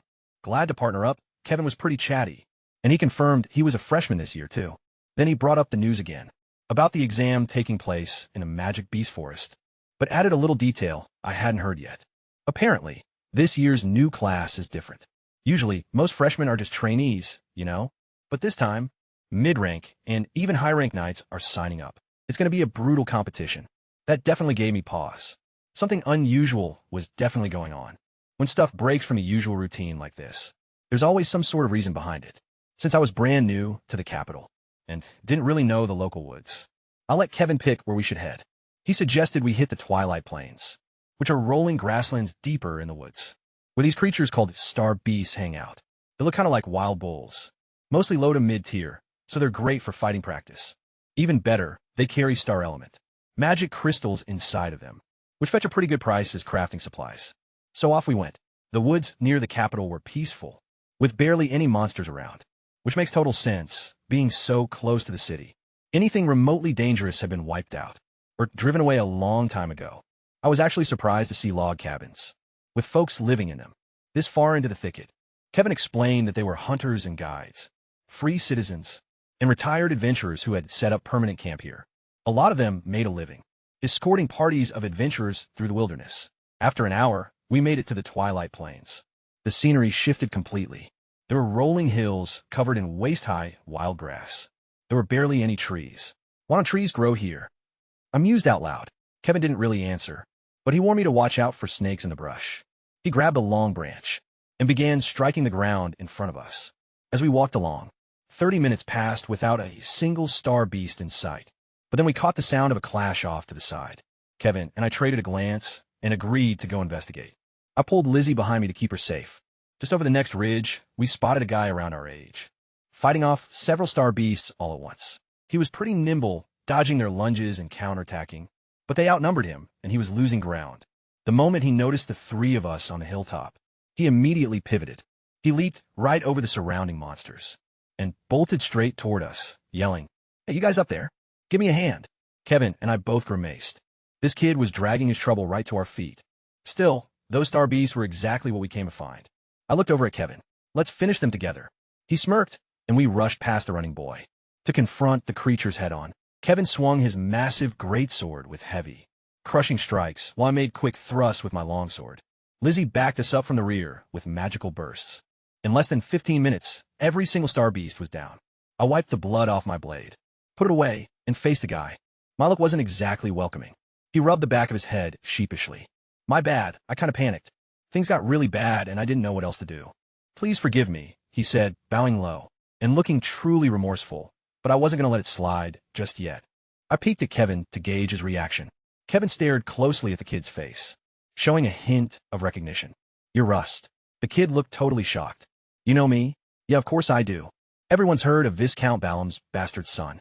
Rust's expression stiffened at those words, though he managed to keep his cool. He didn't snap, saying, "Knowing who I am doesn't settle this." Kevin pressed on. "So, what are you going to offer to make up for leading those monsters right to us?" Russ let out a sigh. "Phoenix, I'll let you in on a little secret, but you can't go telling anybody else. And whatever we manage to get from it, we split it right down the middle." "Spiel," I demanded coldly, "and you'd better hope this intel is actually worth it." I found a spot deep inside the Twilight Plains, where Star Radiance vines are growing. Interested, Kevin whipped his head around. Star Radiance vines? He clearly wasn't buying it. If you really found stuff like that, why share it? What are you hiding from us? Star Radiance. Vines were the core ingredient for Star Radiance. Potions, something that every single knight craved. These elixirs could supercharge your aura and help you break through to the next rank. They were incredibly hard to find and commanded massive prices whenever they hit the market. Russ sighed and finally admitted the truth. There's a high-level magic beast protecting the vines. From what I could see, its power is easily on par with a Grand Knight. I'm just a mid-tier knight myself, so I can't even get close, let alone harvest anything. I need backup. We team up, slay the monster, and divide the loot 4 ways. Kevin's face fell. Take down a high-tier beast? Are you insane? We're just mid-rank knights, you know? Taking on that monster is basically suicide. He figured I was only a mid-ranking fighter, too, since that's all I'd really shown him. And he assumed Lizzie was just a maid of mine, with no actual fighting skills. I gave it some serious thought. Technically, we were totally outmatched. But teamwork has always been mankind's greatest strength. The main reason we've survived in a world overrun by monsters. With the right plan in place, weaker warriors can definitely take down stronger foes. I think it's doable, I told Kevin. But we gotta check out the spot first, and size up the creature before jumping in. Kevin was kind of hesitant, but those vines were just too precious to walk away from. So he agreed to at least take a look. We followed Rust further into the Twilight Plains, carefully dodging the hunting grounds of a few high-rank beasts. Along the way, though, I noticed something pretty handy. A shadow snake, which was a low-rank monster resting in the grass ahead. See that shadow snake? We can totally handle it. If we smear our blades with its poison, we're going to have a much better shot at beating that high-rank beast. Just a single drop of shadow snake venom is fatal, plenty strong enough to cripple even a powerful creature. Kevin and Russ' faces immediately brightened. Awesome idea, Lizzie, I said. You take care of this one. Kevin looked anxious. Can she really manage a magical beast? She's not nearly as helpless as you think. Lizzie crept forward, clutching her staff, got well within range, and launched an attack. A handful of wind blades tore through the air all at once. The shadow snake's coiled body was instantly sliced to bits. Right before it could even strike, Kevin and Russ just stood there totally stunned, since they'd figured she was just a helpless servant. But now, they were staring at a mage, whose level was easily on par with theirs. Honestly, that's exactly why I wanted her to fight. If she was going to help deal with that high-rank beast, she absolutely earned a cut of the loot. Showing off her skills now meant nobody could complain about splitting the rewards. For ways later on, I strolled over to the dead pride snake, pried its jaws open with my blade, and saw venom still oozing from its fangs. Quit daydreaming and get your weapons coated. That woke them up, and they scrambled over. We carefully smeared the poison across all our gear. Once we finished up, we all looked at each other. Everyone was feeling a lot more confident now. Let's move. About half an hour later, we arrived at the destination. Resting in the tall grass ahead was a magical unicorn wolf, a massive beast sporting a single horn on its head, snoozing lightly with its eyes shut. Right behind it grew a cluster of thick, lush vines, their leaves shimmering with faint starlight. Star Radiance vines, the real deal. I closely analyzed the wolf's power level. A unicorn wolf with combat strength at the early stage of a grand knight, almost as if it sensed me. The beast tilted its head up and caught our scent. It tracked us down instantly, opening its cold, sharp and lethal eyes. Its jaws opened a bit, revealing rows of drooling teeth. I sighed. So much for sneak attack, right? Still, none of us were going to back down. We fanned out, starting to close in. From multiple sides, the wolf stood up, glared right at us, and let out a low snarl. The brawl was officially on. There's no way to catch it off guard. We've got to take it head on. I quickly mapped out the strategy. Lizzie, use ranged attacks to keep the wolf off balance. Kevin, you're going to draw its focus from the front. Rust, and I will flank it from both sides, and strike the fatal blows. Kevin wielded a great sword, clearly built for pure power, making him the obvious choice to hold the front line. We rushed in. The unicorn wolf just watched us approach with sheer disdain. It lunged directly at Kevin. He raised his massive blade with both hands to block, but the impact was absolutely brutal. The creature's raw force sent Kevin, and his heavy weapon flying backward, like they weighed nothing at all. I moved on instinct, driving my sword straight into the beast's exposed side. However, the blade barely broke the skin, penetrating less than an inch. Its coat and muscle were unbelievably dense. Even so, I managed to draw blood. The wolf growled in pure rage and spun around to confront me, completely ignoring Kevin now. I was its main target, but I wasn't really sweating it. If I hadn't been masking my actual level, that initial strike would have crippled the beast. But I couldn't just expose my true capabilities in front of his crew. Not right now anyway. Suddenly, the wolf's horns started radiating light. It was building up a magic spell. Heads up, Russ yelled. It's going to unleash magic. Right then, Lizzie seized her chance, noticing the wolf remaining stationary to gather its mana. She channeled all her arcane energy into a single, devastating gale blade and hurled it right at the creature's tail. The wolf was so totally preoccupied with powering up its horn that it never even detected the incoming strike. That wind blade sliced clean through, severing its tail completely. The wolf shrieked. All that magic it had been building up in its horn shattered instantly, and the backlash hit it hard. Blood came pouring from its mouth, and its whole body staggered uncontrollably. Without a tail, the wolf just couldn't balance. It buckled its legs, trying to steady itself, wobbling around like a drunk. Kevin and Russ saw the opening and rushed forward. I cut him off. Don't get close. A dying beast is when it's most dangerous. It might have one last strike left in it. So they held back, weapons ready, blocking off its escape routes instead. The wolf tried to lunge at Kevin again, but without its tail to steer, it couldn't pivot or anything. Mid-charge, Kevin just sidestepped and let the wolf crash right into his greatsword. Both of its front legs were sliced open. The wolf tumbled and rolled over, before barely scrambling back to its feet. Now, it was terrified. Instead of attacking, it tried to bolt, but we didn't let it. We kept hounding it from all sides, slashing and dodging, never letting it pick up momentum. Minutes dragged on, and the wolf's movements grew sluggish.